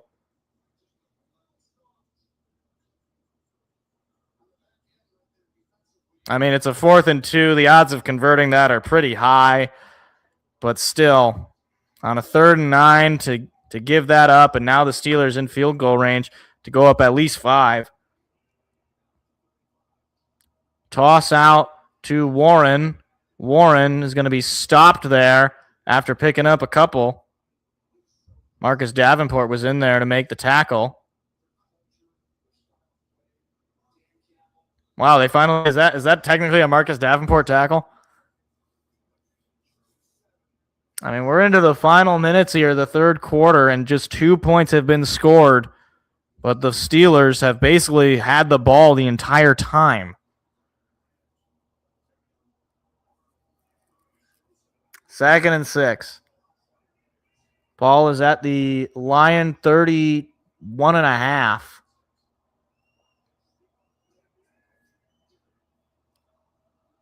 Handoff once again to Warren, and he is going to be dropped for a gain of 1 by DJ Reed. 3rd down again. It'll be 3rd and 4.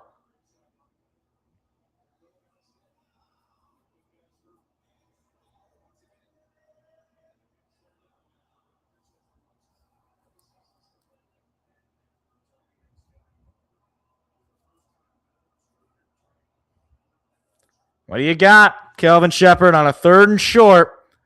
Have to have it. 3rd quarter. Rodgers looking, throwing, and it's caught. Scotty Miller again. Are you kidding me? This guy hadn't had any catches all day, and he's got 2 on big first downs. 1, 2 feet. Wow.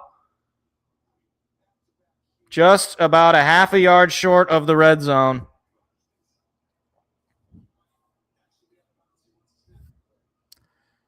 Quick snap. Once again, Scotty Miller. That time, it won't be a first down, surprisingly. But this drive is just the Steelers slowly but surely just marching down the field. I mean, it's definitely a catch. 1 foot down, 2nd foot down. Yeah, definitely a catch. So they didn't need to snap that quickly.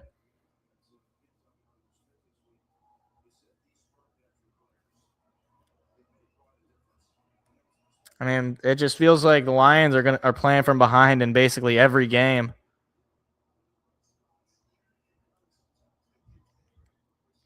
Handoff to Warren. Warren brought down short, but only by about a yard or 2. 3rd down and 2. Once again, 3rd down. Can the defense stop them?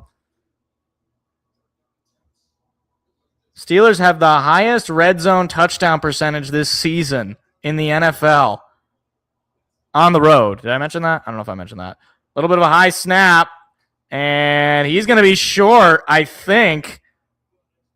Yeah, about an inch short makes it 4th down and 1. We'll see what they do. It was a little high on the snap. Derek Barnes brought him down. It sounds like they're going for it. Gosh, again, huge chance if this defense can get off the field here. 21 plays on offense for the Steelers. The Lions, 3. 7 times as many. Oh, my gosh. Are they going to try to... Oh, no, it's a fake going around the other way. He's going to pick up the first down, brought down inside the 5. They faked the quarterback sneak to make it 1st and goal, and the Lions fell for it. They're lucky that Jack Campbell came in there and made the tackle to stop the touchdown, but it might be delaying the inevitable at this point. This is just sad. This is just sad.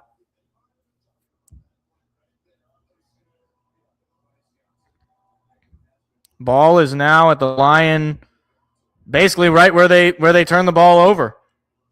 At about the 3. Rodgers under pressure, throwing it high into the crowd. There is a flag down on the play.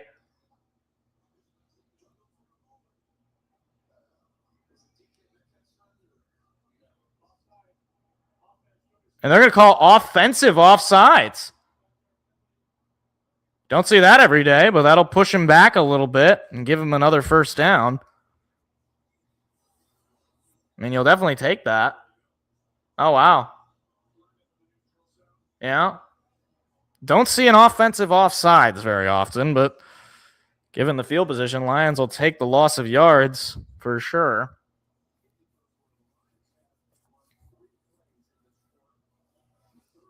We are almost at the end of the 3rd quarter, and the Lions offense has had 3 plays. Unbelievable. And one of those plays ended up giving the Steelers 2 points. So the Lions offense this quarter has given more points to the Steelers than to their own team. Run goes for a couple of yards to about the 4. Makes it 2nd down and goal. I can't believe that is a crazy stat. The Lions offense has generated more points for the Steelers this quarter than they have for their own team. And they've run 3 plays. A minute and a half to go in the quarter. Steelers trying to go up 2 possessions here if they can get a touchdown. They've gone for it multiple times on 4th down and converted, obviously, on all of them. Rodgers going to throw. Rodgers under pressure, throwing wide open, caught for a touchdown. There is a flag down in the secondary. DJ Reed is down, and it's going to be offensive pass interference, I believe. The play on the field is a touchdown. DJ Reed is hurt. It is offensive pass interference, so that'll wipe away the touchdown. It'll be 2nd and goal. Darnell Washington called for it. Now you just hope DJ Reed is okay because he's about the only member of the secondary. Yeah, I mean, he ran right into him, but that's definitely OPI. Yeesh. I don't know, man. There's a lot wrong with this team. Injuries and bad offensive line. And just straight up bad luck in many instances. So DJ Reed jogging off to the sideline of his own power, which is good to see. It is 2nd and goal from fairly deep now.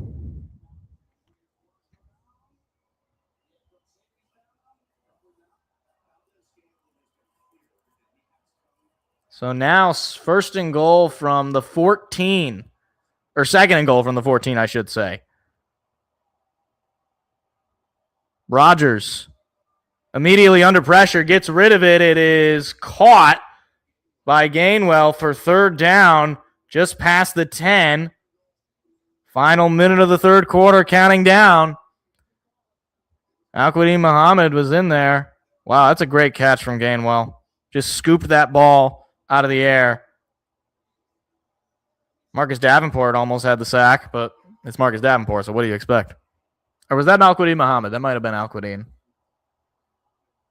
Yeah, it was Al-Quadin. That's why I almost got the sack. 3rd and goal.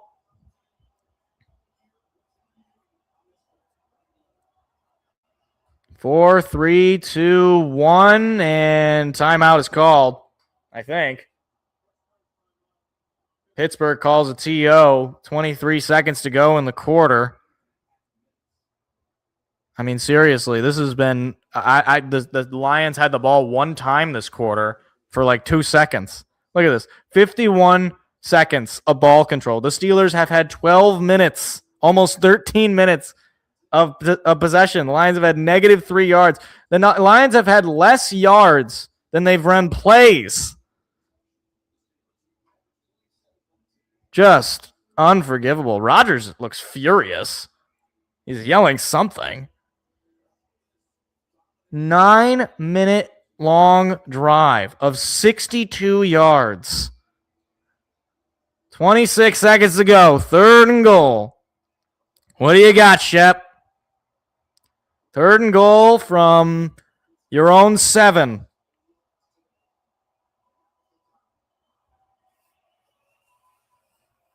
Rodgers by himself in the shotgun, moving Warren in motion to the right side. Snap. Rodgers quickly gets rid of it to Warren, and he is going to be brought down short.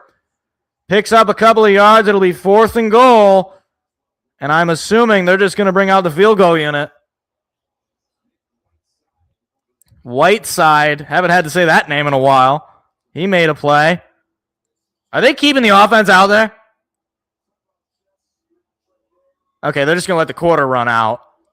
So after 3, the Steelers hold a 2-point lead.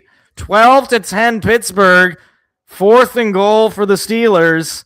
Lions had 3 plays on offense this quarter. That is absurd. Oh my gosh.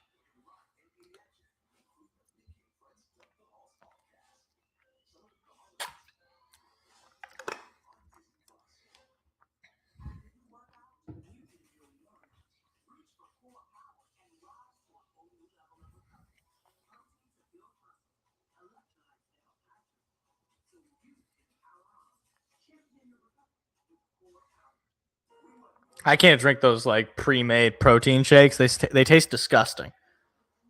Everybody loves Raymond.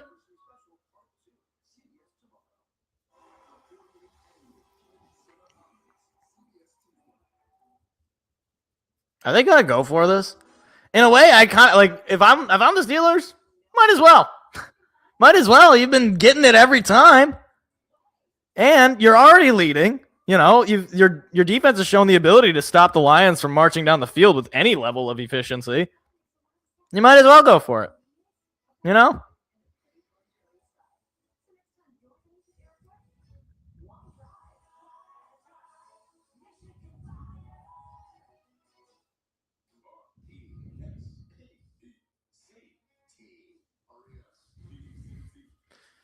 RESPCT. Tell me, just every time I hear this stupid 1-800 call Sam commercial. RESPCT. Tell me what it means to me.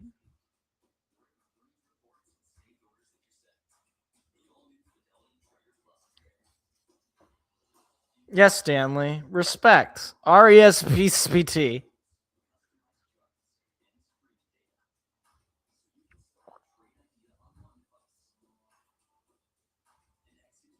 What an awful looking modern office.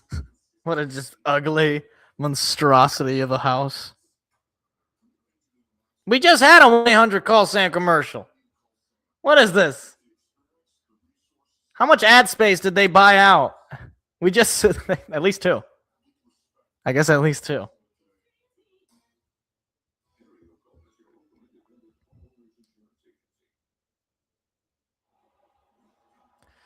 Jeez, man. The Steelers have scored single digits in every single quarter. And yet right now, and they bring out the field goal team, so they're going to try to go up 5 here to start the 3rd. This is a 23-yard field goal attempt. Boswell already nailed a 59-yarder, and he nails the 22 to make it a 5-point lead for Pittsburgh. 15-10. Lions now need a touchdown or 2 field goals to reclaim the lead. Are they seriously going to commercial? Are you kidding me? This is like college football. They come back. Boswell nails the field goal. Oh, we gotta go to commercial. What? Just stay on. You're like, that's ridiculous.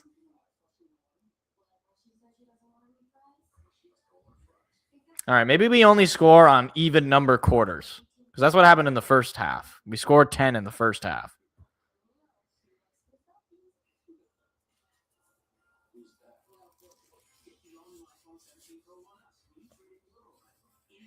Everything is out of sorts right now for this team. They got to lock in this fourth quarter because their season is on the line. If they don't win this game, they can pretty much kiss the playoffs goodbye. Money talks, I guess. But still, it's just like, come on. This is an entertainment product. Like, they got to make it enjoyable for the audience to watch. Like, I mean, like a full commercial break. Like, not even one of those, like, mini screen, and then they like, how much time do they need for media breaks, realistically? I don't know, man. I don't know.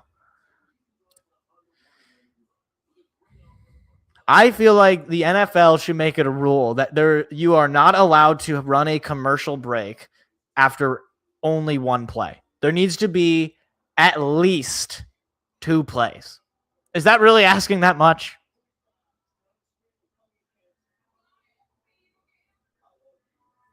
The only exception would be 2-minute warnings. Even that, though, honestly. Even that, you can't get a full commercial break. Now, granted, again, I don't make these rules, but the NFL has an interest in making their product entertaining. Though, granted, I'm still going to watch. So maybe, you know what? I'm part of the problem.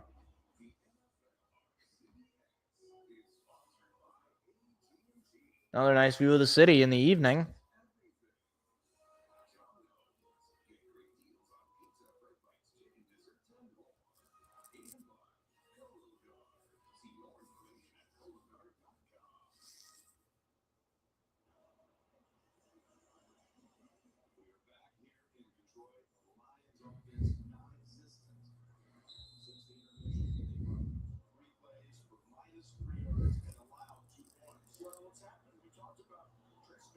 Boswell delivers the kickoff, and Lions take this one out from about the 2. Kennedy just past the 25. There's a flag down in the back, and I think this is coming back.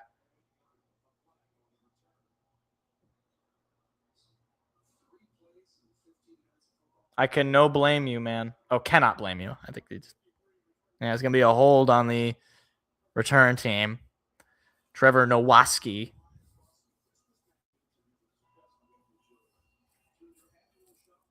I don't know who half of these people are. I saw Amon-Ra St. Brown, but all these other Lions, I don't know who they are. It's like I saw Saint, and it was like number 15. Who's that? I don't know. That was the first flag of the day that was accepted on the Lions because there was a flag on Detroit that was declined. Play action. Goff under pressure, running away. He throws, and it is incomplete, nearly intercepted. Goodness gracious. Do not do that. Whatever you do, Jared, do not do that.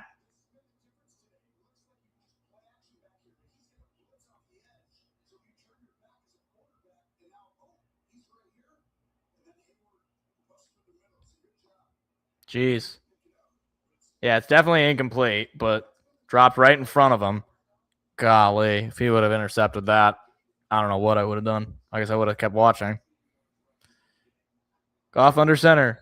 There's a flag coming in just before the play. It's going to be a false start. What is going on, guys? Tate Ratledge called for the rookie out of Georgia.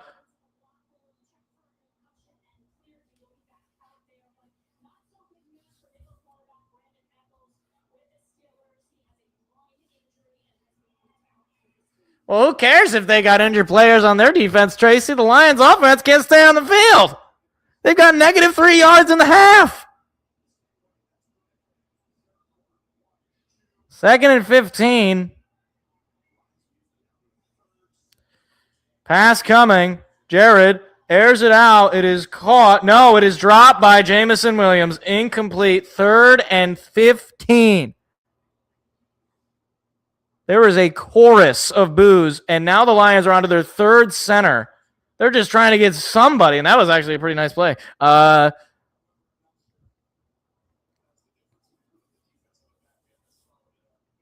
and 15.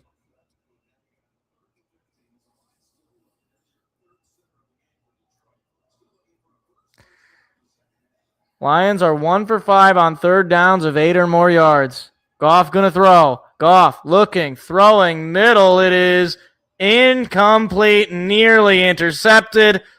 And the Lions will go 3 and out to start the 4th quarter, including a false start penalty. And there are boos raining down Ford Field. It's not a good throw by Goff. I mean, he's lucky that ends up as just an incompletion. That was just awful. I don't know who he's throwing to. Something isn't right. Something is not right with this team. Fox punts it away. It'll be fair caught inside the 40 of Pittsburgh. And Pittsburgh's got a chance to pretty much put a dagger in this one because the Lions can't do anything on offense. This is just so depressing, man. Is our season really going to end because Aaron Rodgers, the Steeler, is going to just slowly suffocate us? That's the way they're playing, Jimmy. They're playing with a Cancun mindset. They're playing like they don't want to be there. Like they don't. It appears to me that evidently they don't really believe that they can pull this out. I mean, if they win, they can still win the division. I know they need help, but they need to win, and they're just not handling business. I don't know if they don't understand how big these games are. I don't know. I like to think they know how big these games are. But I've never seen a Dan Campbell team that has been this lackadaisical in its approach to the game. They're just not playing hard. And I know they got guys hurt, and I know their offensive line stinks. And they got guys hurt on that as well. But you cannot excuse the lack of effort, seemingly.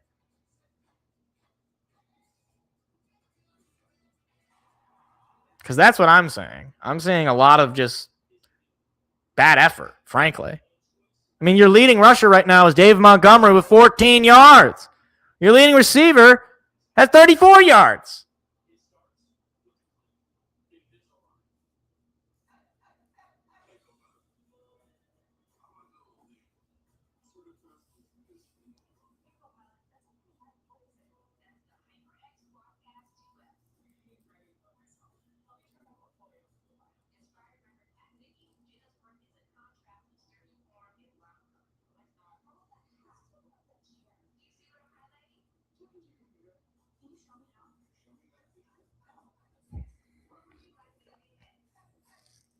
The only thing I can say here is if you get a turnover, maybe you get some juice into you. But that was your chance.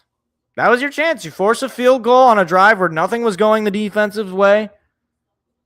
You still got a chance to take the lead, and now this is your final home game of the year. This is a game where you're supposed to, show the fans something, and they are showing them absolutely nothing. To the point where the Lions, based on the way they're playing right now, they could end up with a losing record the year after going 15-2 and having the best record in franchise history and winning the division for the second straight year, and they could lose out and have a losing record, which is just pitiful. Rodgers hands it off to Gainwell, who will pick up about 4 or 5 yards. That's been the name of the game today. Kenneth Gainwell running all over the Detroit defense. 2nd and 5. Look at this. Second half struggles. Lions, 6 plays, -3 yards. Just a disaster. Just complete and utter disaster. Rodgers going to throw. Rodgers quickly gets rid of it. It is caught for a first down by Valdez-Scantling. There's still plenty of time left in this ball game if they can get a stop. But if they score here, just given the way they've been playing, it just feels like the inevitable. 8 first downs this half for the Steelers. A big fat 0 for the Detroit Lions.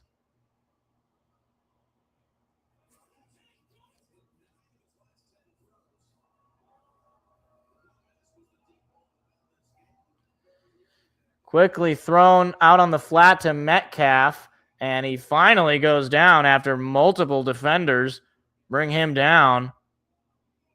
2nd and 5.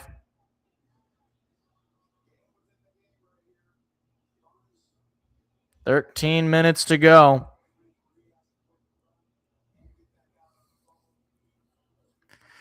I got to be honest with you guys. This is the most depressing game I've ever watched. And this place is like a morgue right now. Ford Field. It is like a morgue. Except for the Steeler fans that traveled. Toss to Warren. Warren finds a hole. There he goes past the 30, 20, 15, 10, 5. Jumping into the end zone, or high-stepping into the end zone. And the Steelers take an 11-point lead. Jaylen Warren, first touchdown of the day for him. 12:23 to go. And the Steelers got a chance to go up 12 points. If there's ever been a time for this Lions offense to lock it in, it's right about now. Can't give up these big plays.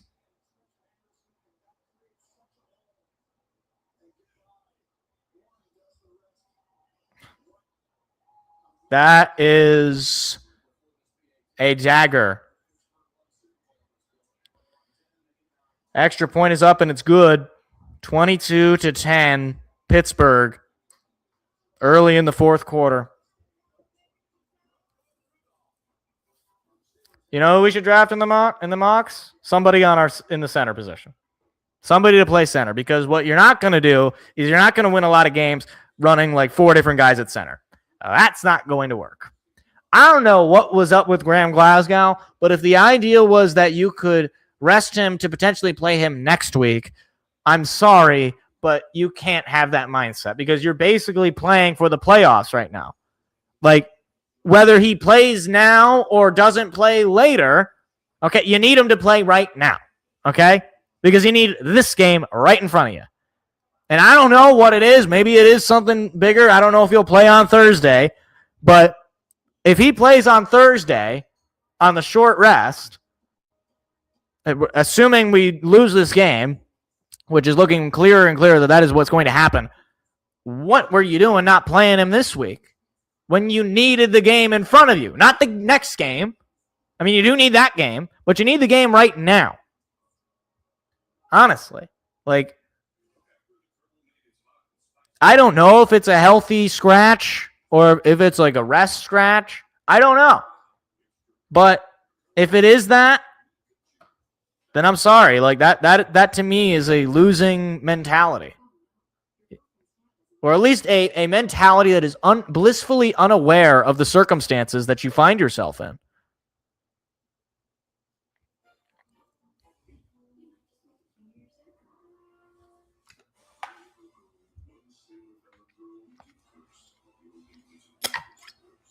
A brain enema? I don't think they have those.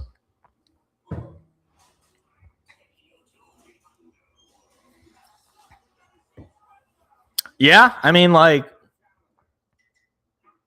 certainly, you know, something has to change, obviously, in either the approach that they take or in the personnel or in the coaching staff or whomever. But regardless of what ends up happening, whether they come back and win this game, which is definitely on the table.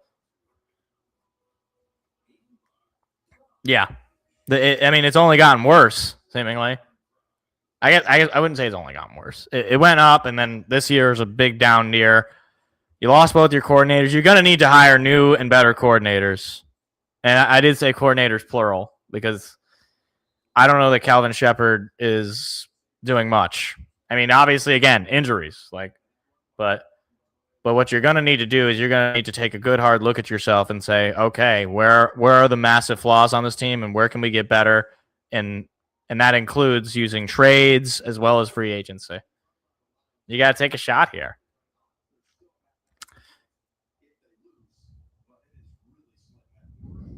Lions will start with the football at their own 26-yard line. That is as far out as they have been to start, I think. I think that's as far out as they've been.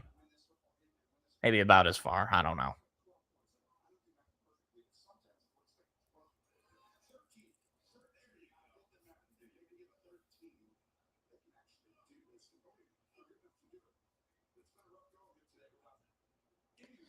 Play action. Goff under pressure. Throw is incomplete. Wanted Jahmyr Gibbs. Gibbs wasn't even looking.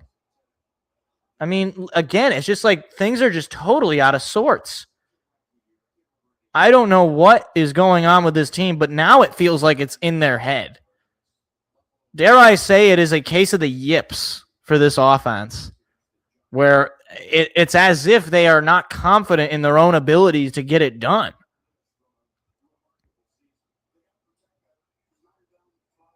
Goff looking, throwing, passes caught by Gibbs for about a 7 or maybe an 8-yard gain. It'll be third down. And there's a player down for Pittsburgh, number 24.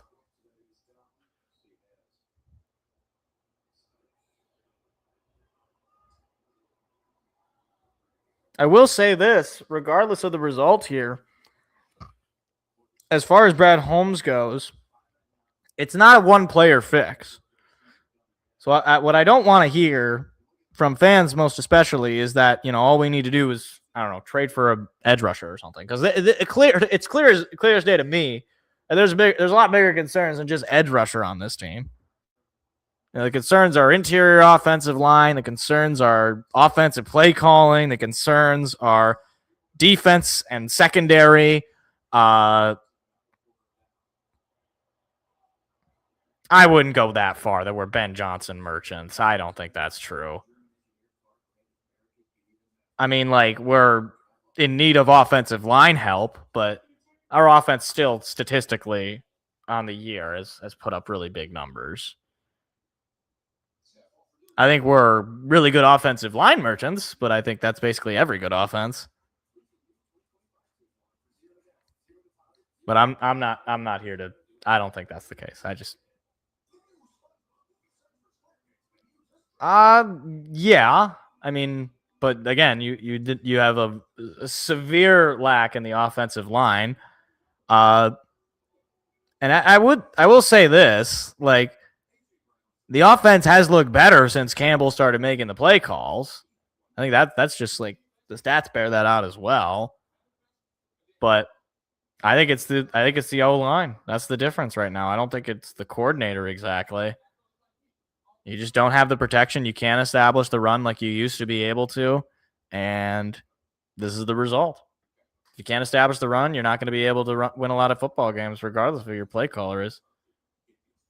Obviously, nobody's saying it's good enough. But to say that we're Ben Johnson merchants is to say, the offense is completely defunct. And I just think that's not true. They are playing with very few options up front, whereas last year they pretty much avoided major injury to anybody in their offensive line. I mean, you pretty much for the whole year you had Ragnow, you had Decker, and you had Sewell. You pretty much had all three of those guys for most of the year. Obviously, you interchange some of them, but the offensive line to me is the top priority of the offseason. You have to get better there. You have to go out and find somebody, find a vet, find somebody on a bad team that's playing at a high level. Maybe somebody on the Raiders. I don't know. You got to start poaching teams. You got to start, trading either picks, trading young players. I don't know, whatever. You got to figure it out.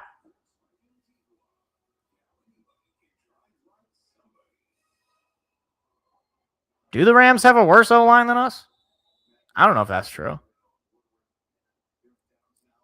But yeah, I mean, I'm not saying it's one thing or the other. It's not just one thing. It's a combination of things. 3rd down and 4.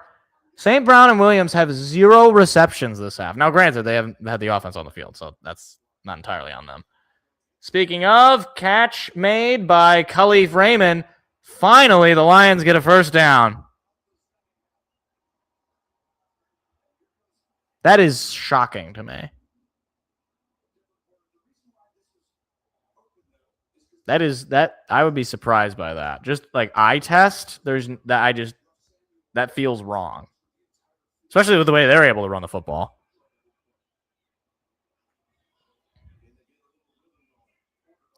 Goff going to throw. Goff gets rid of it again to Isaac Tesla. So we're still waiting for the first catch from St. Brown or Williams this half. Jeez.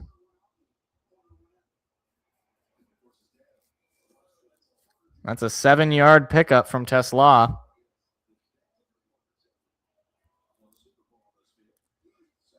Goff, pressure coming from behind. Pass is caught by Shane Zylstra for a first down. And finally, the Lions find themselves into Steeler territory.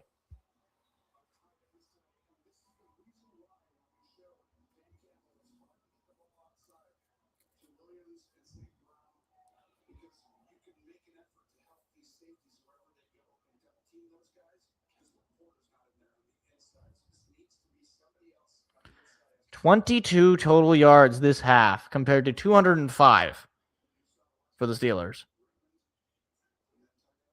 Fake toss. Goff gets the throw out to Khalif Raymond. Got blockers up front for a first down. Jeez, it's the Khalif Raymond and Isaac Tesla show. And the Lions offense starting to look a little alive here. It's a nice block up front there by Penei Sewell, or at least something of a screen. I don't know if you can call it a block. He didn't hit him. Might have been a business decision by that Steeler defender. Jeez, just 18 rushing yards today. Terrible. Another throw coming from Jared. Throw up the middle is dropped by Amon-Ra St. Brown. If he catches that, he could have taken it for at least a first down. Would have been his first reception of the half. Meanwhile, the Texans got a 23-14 lead over the Raiders in the final minutes.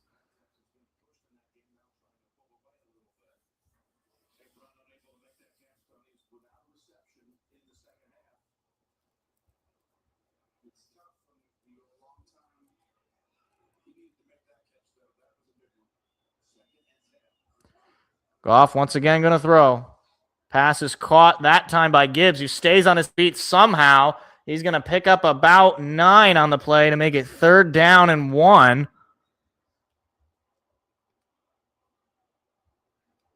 Yeah, that's entirely possible. They could have believed their own press releases. That's fair. That is fair.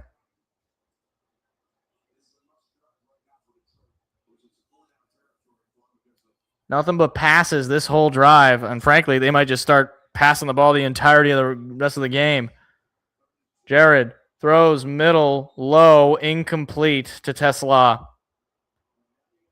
And 4th down, you're down by 12. So you got to go for it. I mean, like that is like Tesla's open. You got to make that throw, Jared. I'm sorry, but that's a bad throw on Jared. You have to make that play.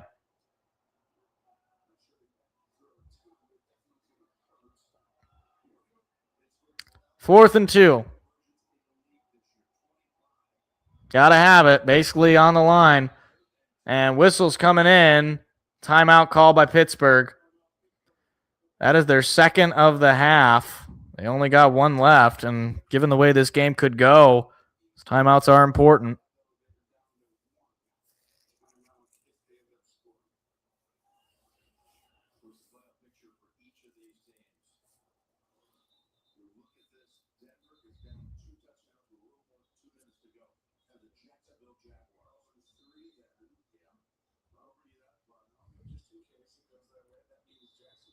If they end up 12-3, Denver, New England, I think, does New England jump them if they win tonight?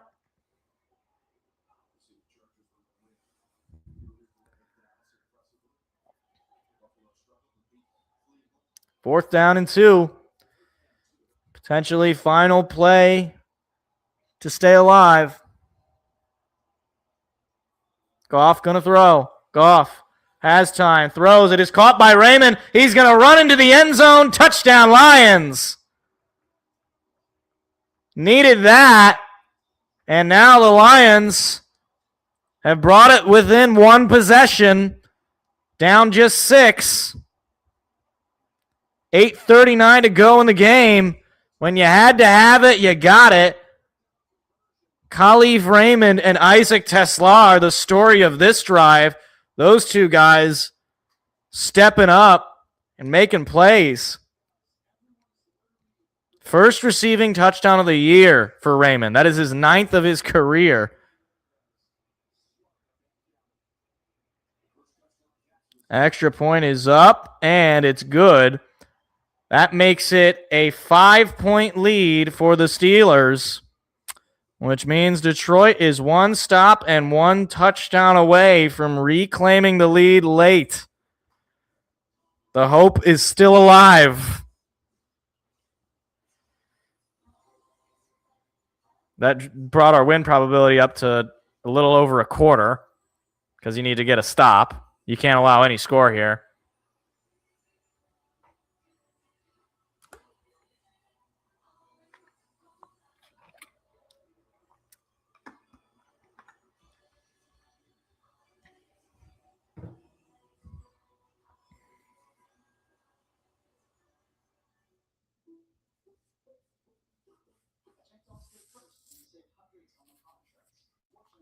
Would be nice to get another Aiden Hutchinson sack. Haven't been able to say that in a while.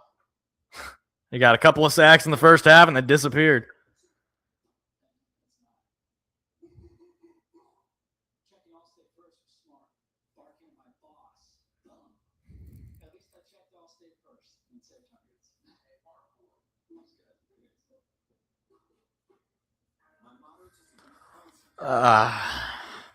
It's all in a way.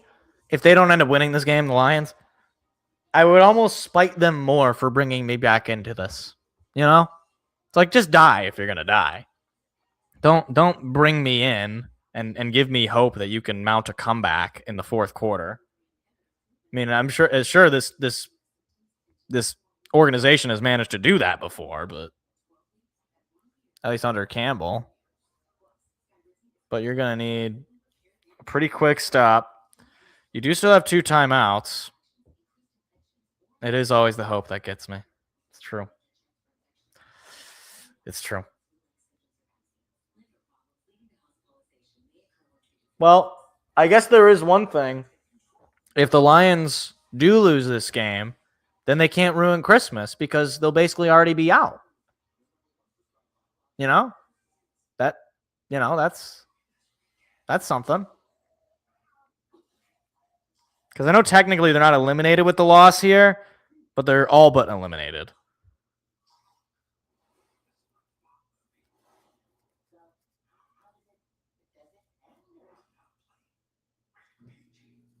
Boy, Paramount is really putting a lot of advertising to that SpongeBob movie.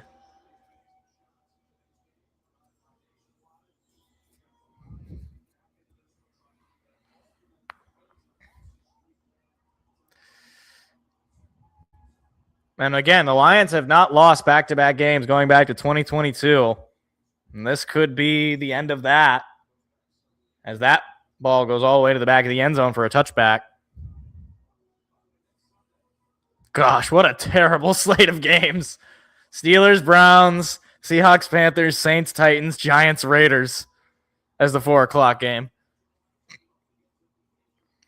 On CBS, at least. Again, because the NFL has to be greedy and put a bunch of games on Christmas, and then the day after Christmas, I think they got games. Look at these people dressed up as Lions.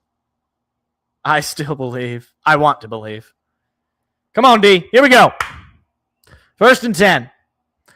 Rodgers got the ball at his own 35. 8:39 to go. Lions down 5. Quick handoff to Gainwell.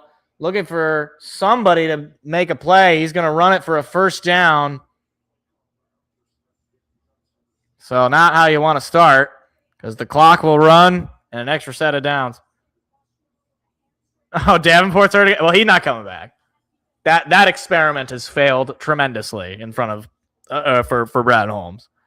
That I don't know what it was that compelled him to bring in this guy, but whatever it was, that has to be gone. that experiment did not work. Another catch going to Gainwell, and again, does anybody want to tackle? Finally bringing him down. There is a flag on the play, and this could come back.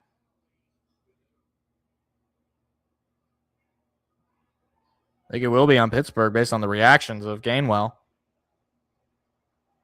and based on the reaction of the crowd. Blocking the back on number 81. That's going to be 15 yards.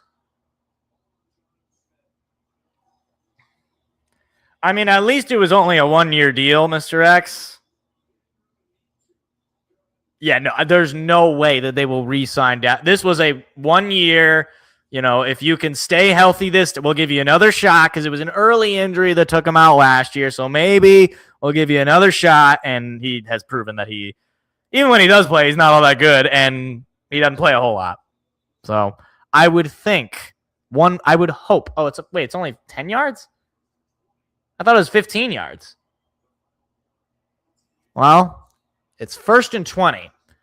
So this is a huge chance for this defense on a 1st and 20. Can you get 3 stops? Freiermuth goes in motion to the left-hand side. Rodgers throws it that way. It is caught by Metcalf for a first down. You've got to be kidding me. You've got to be kidding me. 1st and 20, and they give it up on the very first play. You've got to be kidding me. Rock Ya-Sin, who, frankly, had been playing all right, stopping Metcalf, gives up the play on the worst moment. And he threw it a little behind him, and geez, man. 1st and 20. That I don't know how you can't at least get a second down on that. Rodgers takes a snap, hands it off to Warren. Warren's got another big hole. There goes Warren, 20-15, 10-5, second touchdown of the night, and this game's over. This game is over before it's over. A second Warren touchdown, and not only is the game over, but the Lions' season is all but over. Aaron Rodgers has once again put a dagger into the hopes of Lions fans for one last time. Just for old time's sake, he comes in a Steeler uniform and rips out the hearts of Lions fans all over the state of Michigan. And you can see many of the Detroit faithful making their way out as the extra point is good to make it a 12-point lead once again with 6:41 to go. 1 step forward and 2 steps back.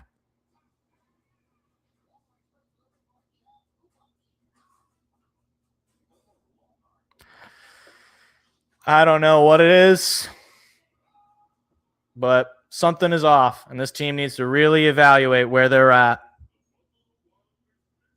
I ultimately, first and foremost, blame the offensive line, but I also blame the defense and obviously injuries on the defense, but this has been a disaster of a season. No doubt about it. Something is just off, and they're going to need to really evaluate and make pretty massive changes if they want to get themselves right back into the contention in this league. Because barring some miraculous comeback, which granted this week we have seen, the Lions season pretty much ends in heartbreak. And not only is it that they will lose this game and practically lose the rest of the season. Oh, great. Yeah. I don't know what I'll do, man. I normally don't listen to sports talk radio after a loss because it's just too depressing to listen to people. But at this point, I mean, what am I supposed to say? There's not a whole lot left. as Tom Kennedy takes that one out to about the 32-yard line. I guess the problem I have with a lot of that is that it almost, at least the Valenti show, and I like Mike Valenti. I think he's really talented at what he does. And I think he's very funny and pretty well informed for the most part. The problem I have with those kinds of shows is that it almost feels as though they are rooting for the team to lose in a way.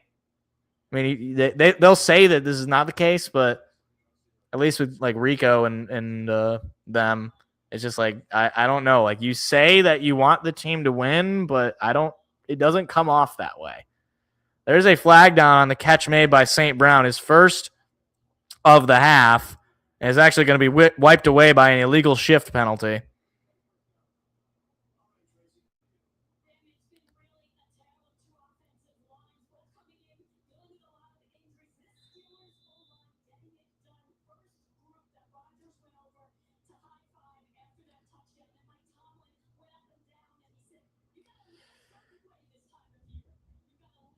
First and 15. I think Goff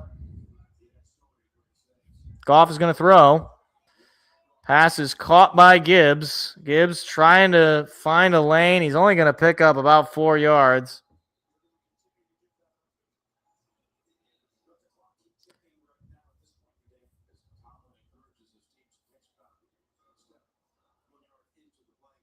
I mean, with a little bit of efficiency here, boys. Like 5:50 to go. And nearly intercepted. Wanted St. Brown. It's 3rd down and 10. Clock will stop with 5:46 to go. I think this is a wake-up call. I think this truly is, or at least it should be, for everybody in this organization, that things got to change, and that can be up to and including players on the field and coaches and the approach that is taken. You're going to have to get better, and you're going to have to get better real fast. You got a lot of talent already, so it's not like you need to tear it all down or anything like that. Goff will air it out to Jameson Williams, who will be brought down in Steeler territory. It'll be a big first down gain.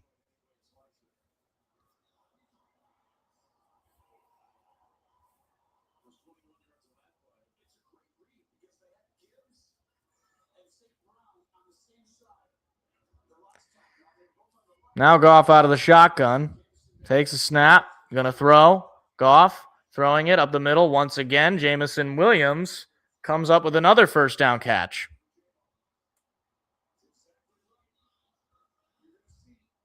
Yeah, be careful here if you're Pittsburgh. Last thing you want to do is give the Lions another touchdown here. Goff once again throwing to Gibbs, and he's brought down for a gain of only about 5. Last thing the Steelers want to do is give up a touchdown here before the 2-minute warning. Lions going to start taking some shots.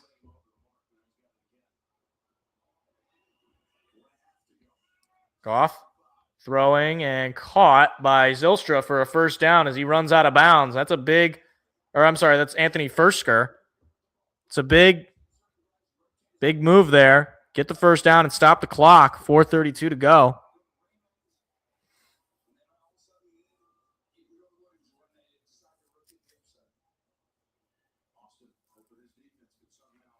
Anthony Fursker in his first 3 seasons had 11 yards. Today he's got 40. That's pretty crazy.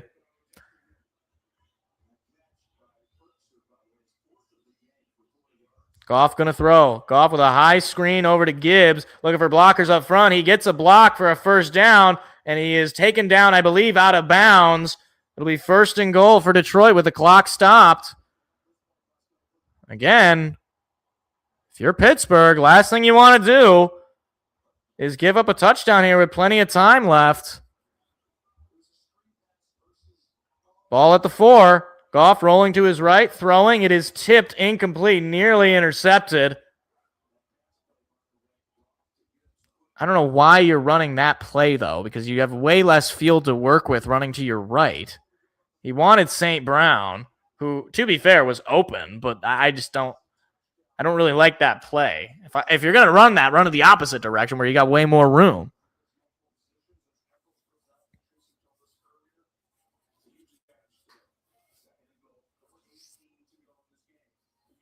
Goff today, 307 yards, 2 touchdowns. He's thrown the ball over 40 times. Another day where Goff throws for 300 yards, but can't score. Goff looking, throwing, tipped, once again nearly intercepted. 3rd and goal. Jeez Louise. Steelers had 2 opportunities to shut down any threat here, and they've failed to come up with both of them. Lions going to have 2 more shots here at the end zone. Gilstra was wide open. I mean, again, a defender making a big play. You wonder how much of that is on Goff, but he's got to be able to hit. I mean, look at how wide open he is. Like, just like, so 3rd and goal from the Steeler 4. Goff throws to Gibbs, got room to the end zone, touchdown Lions, 4:11 to go. And the Lions not going down without a little bit of a fight. Yeah, at least Gibbs has broken the record for touchdowns before turning 25. That's good. Good for him. But now we're right back where we started, but with significantly less time. They're obviously just going to kick the extra point. Jake Bates is out there. Snap, hold, kick, and it's good. 29-24 Pittsburgh with 4:11 to go. Lions still have 2 timeouts. Pittsburgh with just 1. Gibbs looks like he's holding something there on the sideline.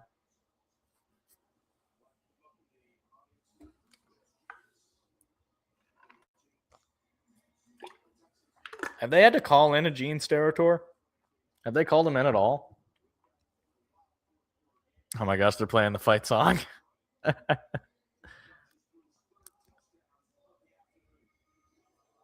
3rd touchdown of the day for Jared Goff. I mean, at this point, he's about the only player on the offense that I could say is like trying to keep this team in the game. I know he's taking a lot of sacks, but I mean, they're not exactly, sacks due to him holding onto the ball too long. If anything, it's the opposite. It's him not getting rid of the football quick enough because he's got to get rid of the ball in like 2 seconds. But you go back to, that failed 4th down conversion where they couldn't get a touch, or they could have taken a field goal or gotten a touchdown. You go back to the safety that was given up after getting a fumble recovery. You go back to giving up the touchdown to end the half. This team just falls apart basically after the 2nd quarter and beyond. Now, if they want to fix that, if they want to show that is not the case, they got an opportunity right here. 4:11 to go. You're giving the ball back to the Steelers. If you get a stop, you get the football back with a chance to take the lead. Ball is taken out to just shy of the 35-yard line by Warren.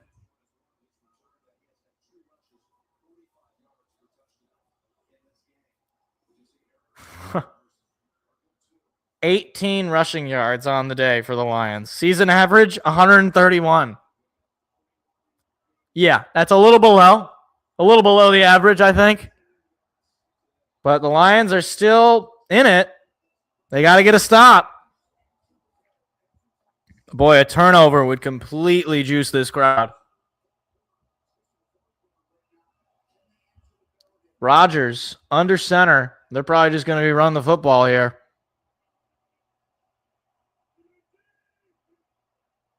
And a quick handoff to 81. And he is finally brought down for a 1st down carry. I mean, they ran that exact play to start the drive last time. And it worked both times.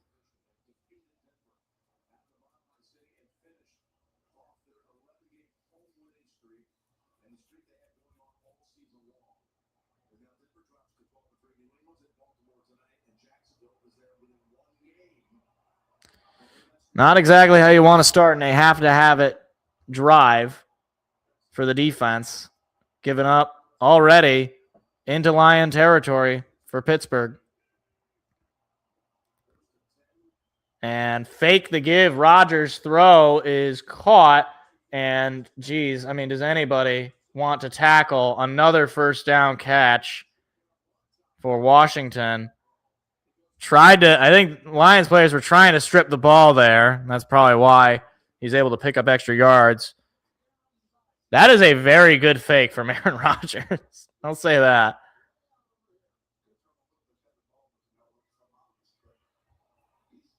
Wow, no look pass to Washington. He used to do that in Green Bay. DJ Reed was definitely trying to bring out the football there. Rodgers. I mean, the thing is, you can't give up any score here. And the Steelers call their final timeout. Like, if they kick a field goal, it's over. Or if they make the field goal, I should say. Because that'll put them up. What would that be? 30, 32? I guess it's not over if they kick a field goal. Yeah, I guess it wouldn't be over. Lions would need a touchdown and a 2-point conversion. So at this point, that's just what you're hoping for.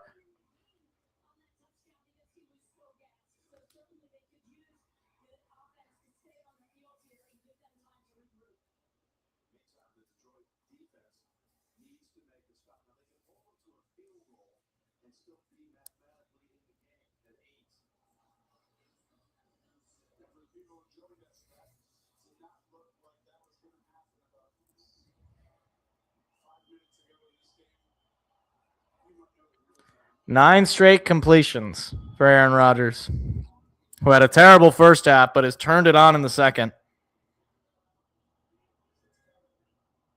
Rodgers tosses it out to Smith, and there's a flag down. I think this play might be coming back here as Smith carried it all the way to about a yard or two short of the first down marker. Oh, no, they're going to call defensive holding. That's an auto first. DJ Reader called for it. About the first time I've called his name.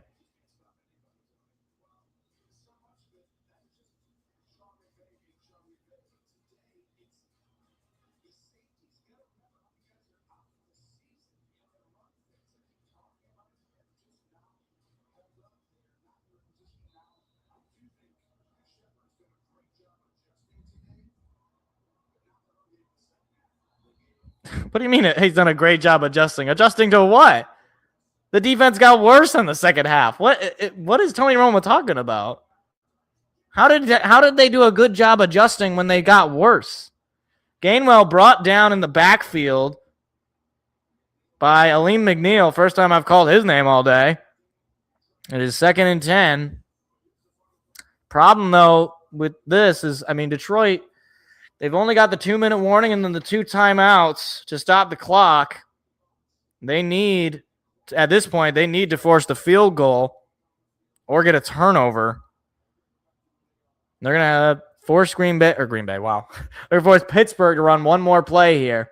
321 total yards in the second half, but Tony Romo thinks that he did a good job making adjustments. I don't know if we watched the same game. Toss out to Gainwell. We'll go for a gain of just about 3. Makes it 3rd down. And Campbell calls a timeout. Lions will have 1 left.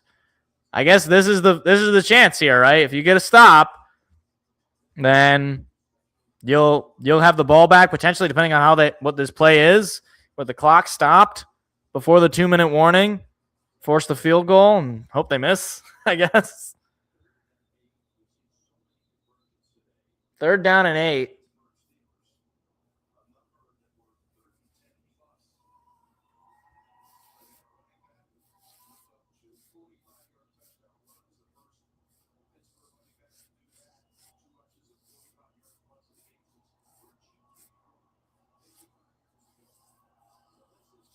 $18 rushing yards, man. To 223 from Pittsburgh.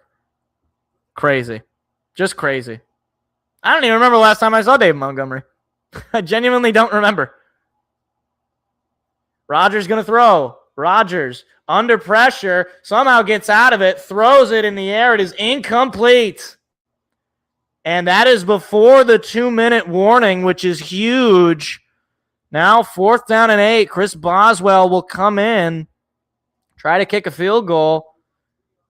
In a way, I actually prefer that he threw that away as an incompletion because it stops the clock, whereas the sack would have taken it to the 2-minute warning. But Boswell is 2 for 2 today. He made a 59 and a 23-yarder. I mean, best case scenario, he just misses, obviously, or we block it or otherwise.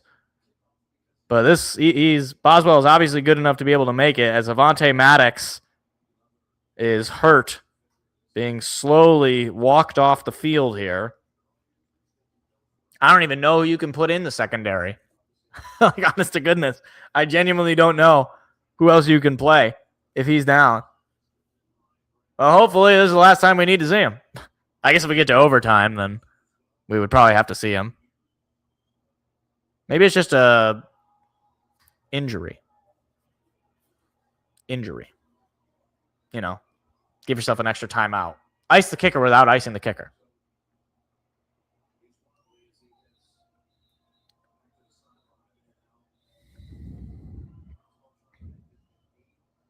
All right, so if they make it, it'll be an 8-point lead for Pittsburgh, meaning Detroit would need a touchdown and a 2-point conversion just to tie it. This is from 37 yards out, about the midway point of his kicks. Snap, hold, kick. It is no good. He missed it. He missed it wide to the right. Oh, my. Oh, my goodness. That is a huge miss. Oh, boy. You want to talk about putting some energy in this crowd. He just doinked the potential game sealing, or at least game tie, sealing a tie at worst, field goal, hands on the head of some of the Steelers players.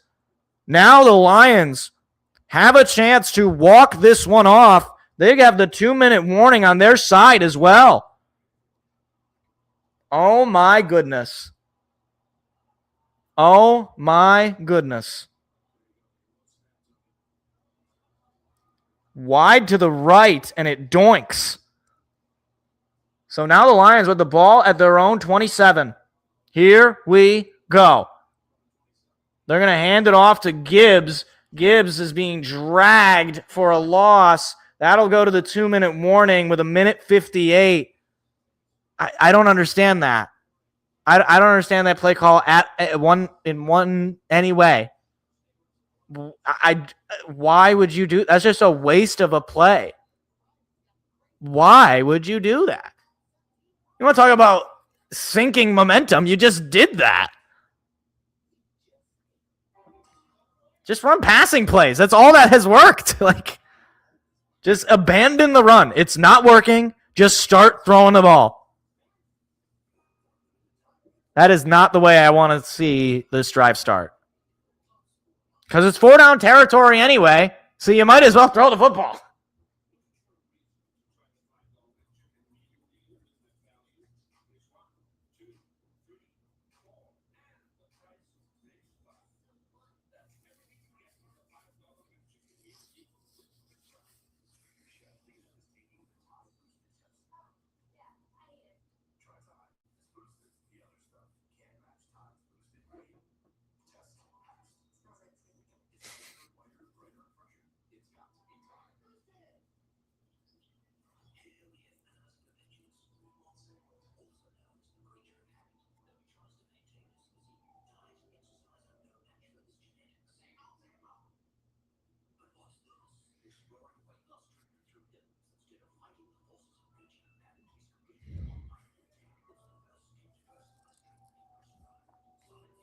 If we win this game, I'm not going to say I'll be fully back, but it'll at least delay the depression, you know? It'll at least delay it for a few days until Christmas.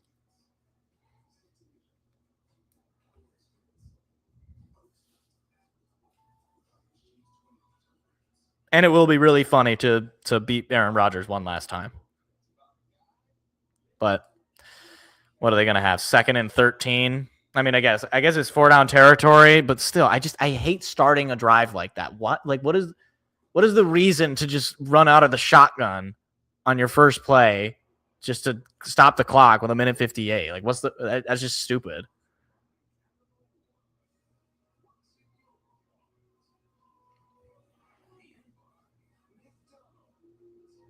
That poor guy's got a Knuckles hat. I don't know if David Montgomery exists. I'm going to be honest. I don't think he's real. 2nd and 13. 1:58 to go. Lions with a chance to walk this one off. Goff throws it up the middle. It is incomplete. Wanted Shane Zylstra. Now you got 3rd down and 13. You got 2 plays to get 13 yards. That's just that's not a good throw to Zylstra. That's why I don't like that stupid run for a loss that they started this drive on, because you could have had at least 3rd and 10. 3rd and 13. Gibbs goes to Goff's left. Goff throws. It is caught for about a 12-yard pickup. 4th down and 1. This is the game. Or 4th and 2. And did the Lions call timeout? I think they did. Lions call their final timeout. Wow. Oh. That is a close. Did he catch that? Yeah, he got it. Yeah, he's under it. Yeah. I think he caught that. Yeah. Yeah. That should be a catch. I don't think. Oh, boy. It's either going to be 4th and 2 or 4th and 13 as they're looking at it.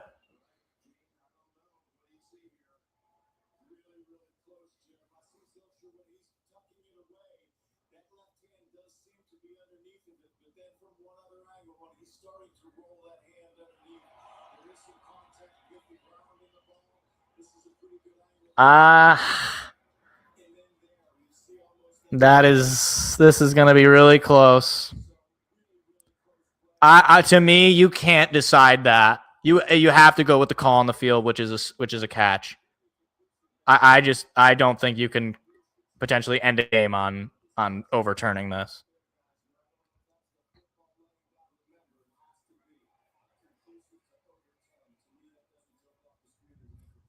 Gene says there's nothing conclusive, and I agree with him. That is quite the look from Jared Goff. 4th and 12? You mean 4th and 2? Okay, thank you.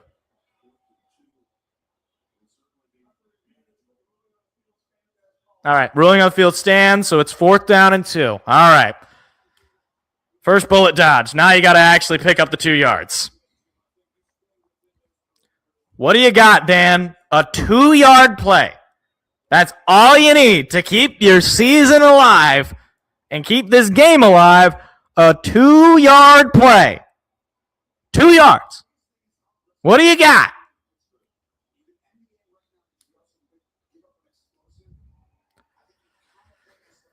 Clock will roll. Saint going in motion. Goff looking, throwing, middle. It is tipped, incomplete, ball game.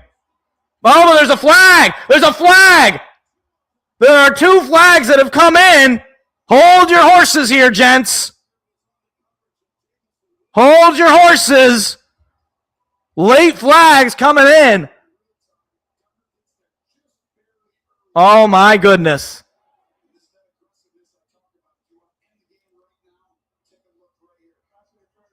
Defensive pass interference. That is an auto first and a spot foul. We are still alive. Wow.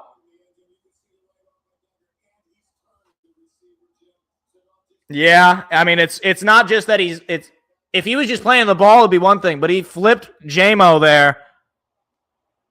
Oh my goodness. That is the right call, and it gives the Lions extra life here, and a 4th down converted thanks to a flag. Goff has 24 career game-winning drives. His last one was week 12 of this year against the Giants in overtime. 1:24 to go. Ball at the Lion 49. And they still got a TO.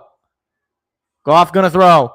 Goff looking, pumps it. Now he's brought down and sacked, but a flag comes in late. What's the flag?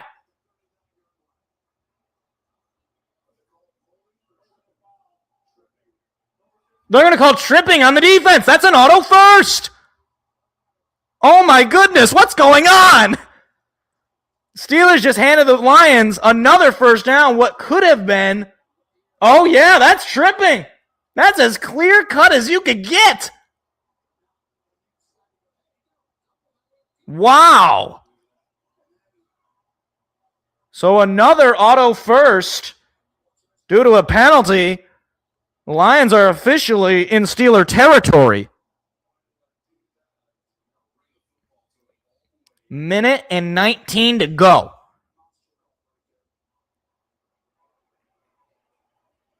That is the 8th penalty of the evening on the Steelers. Goff once again going to throw. Pressure coming. He throws. It is incomplete. 2nd and 10. Stops the clock with 1:14. Definitely would prefer that over a sack. That's for darn old sure.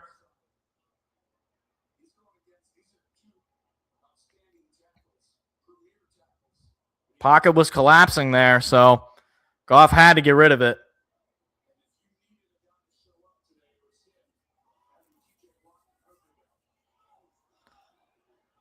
Goff, empty set.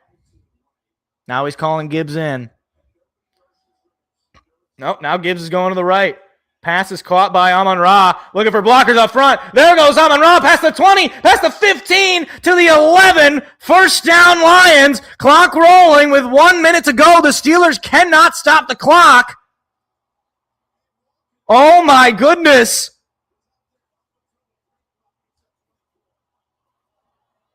$50 seconds to go.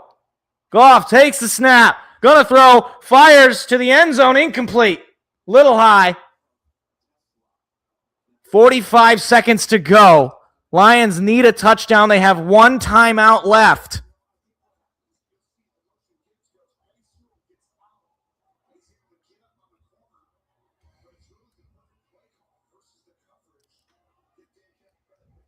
Oh my goodness, guys. Oh my goodness. You got 3 more downs here, obviously. It's 4 down territory in the red zone.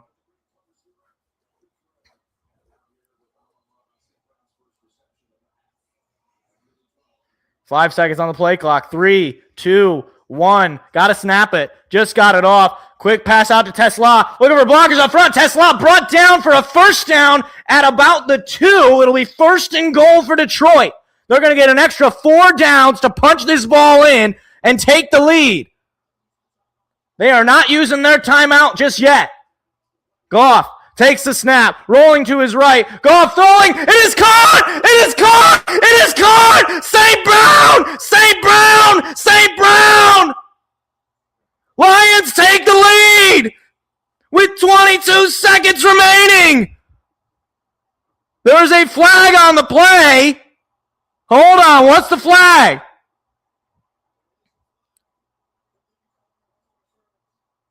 No! Offensive pass interference on Isaac Tesla. Oh my goodness, no! Oh no!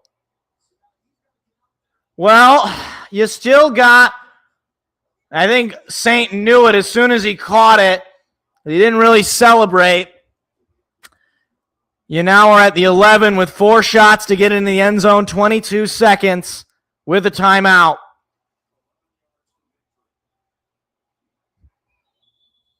And another whistle. Oh, my goodness.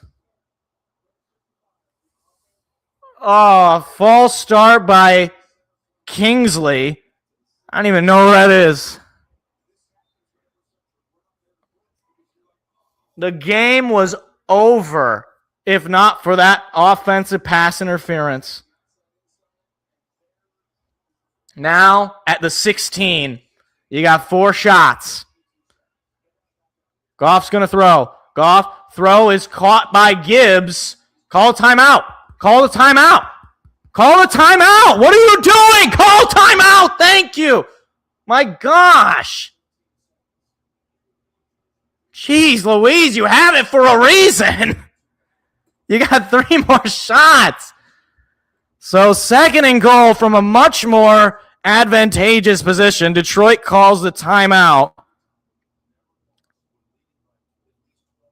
The Steelers have never lost when leading by 12 or more points in the 4th quarter under Mike Tomlin. He's 103-0-1.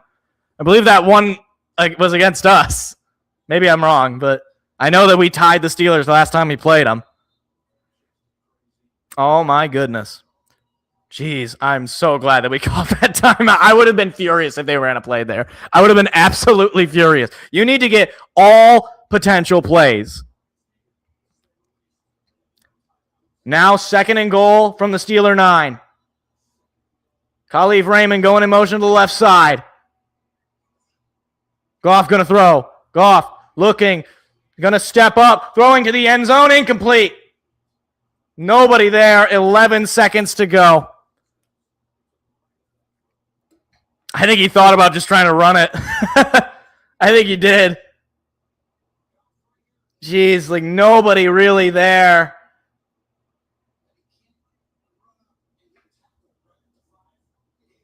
Ay. 11 seconds to go, 3rd and goal.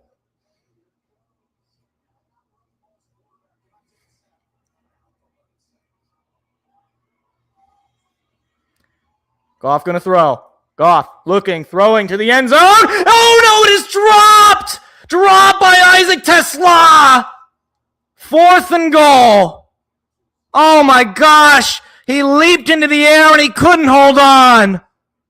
Oh, my goodness. Oh, my goodness. He had it until he didn't. Oh, my gosh. And now, this is the game. 8 seconds. 4th and goal. Ball at the Steeler 9.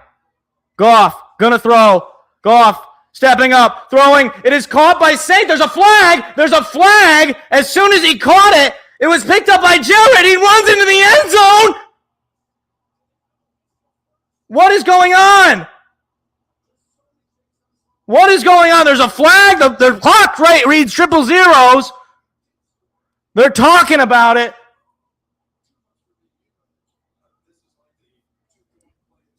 What in the world is going on?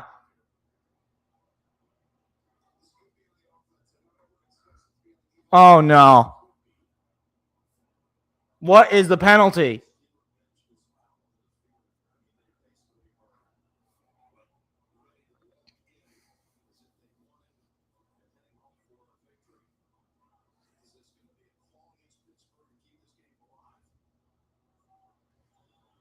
Because the game can't end on a defensive penalty.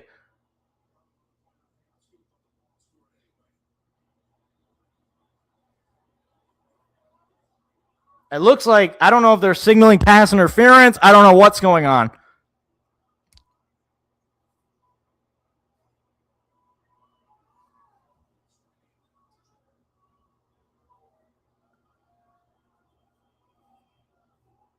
What is going on?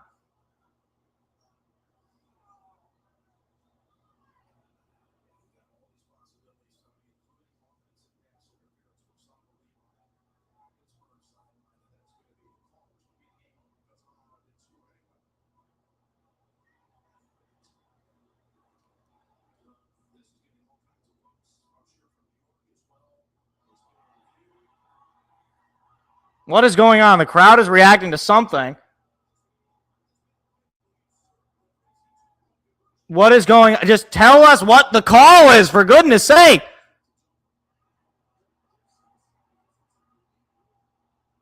What are they talking about?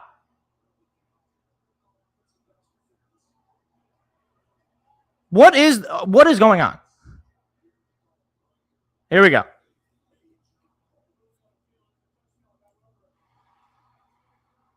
There was offensive pass interference. The ruling is a touchdown.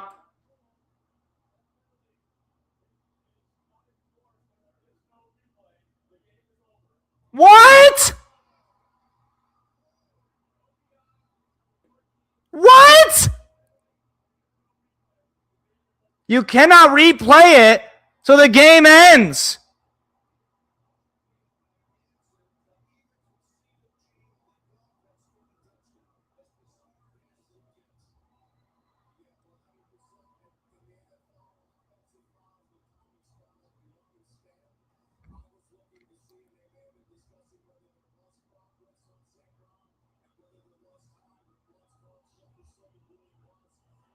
I'm sorry, but you can't end a football game like that. You just can't. You can't end a game like that. And that does look like OPI to me. I'm sorry, but you just can't end a game like that. You just can't.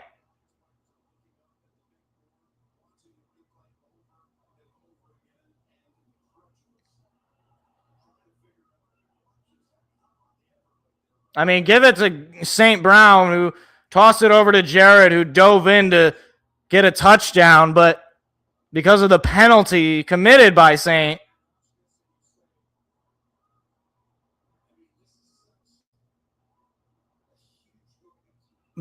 I'm sorry, but you can't end a game like that. You can't end a game like that.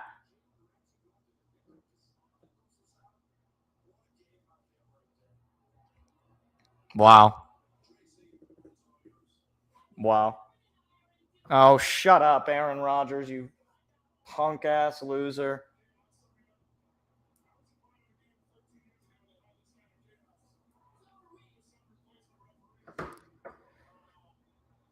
I mean, that is, I'm sorry, but that's just that you can't end a football game like that. You can't end it with a stupid penalty. That's just terrible. That's just terrible. Lions season basically ends with the loss here. They fail to finish their comeback drive, and the fans are apoplectic right now, and I don't blame them. Because you know what? The referees in this game, they're not going to have to go to the press conference and have to speak for this. But the players certainly will have to. And it's not the reason they lost, but it's just not how you end a football game. Fundamentally, not how you end a football game. We'll break it down on Tuesday. Have a good rest of your night.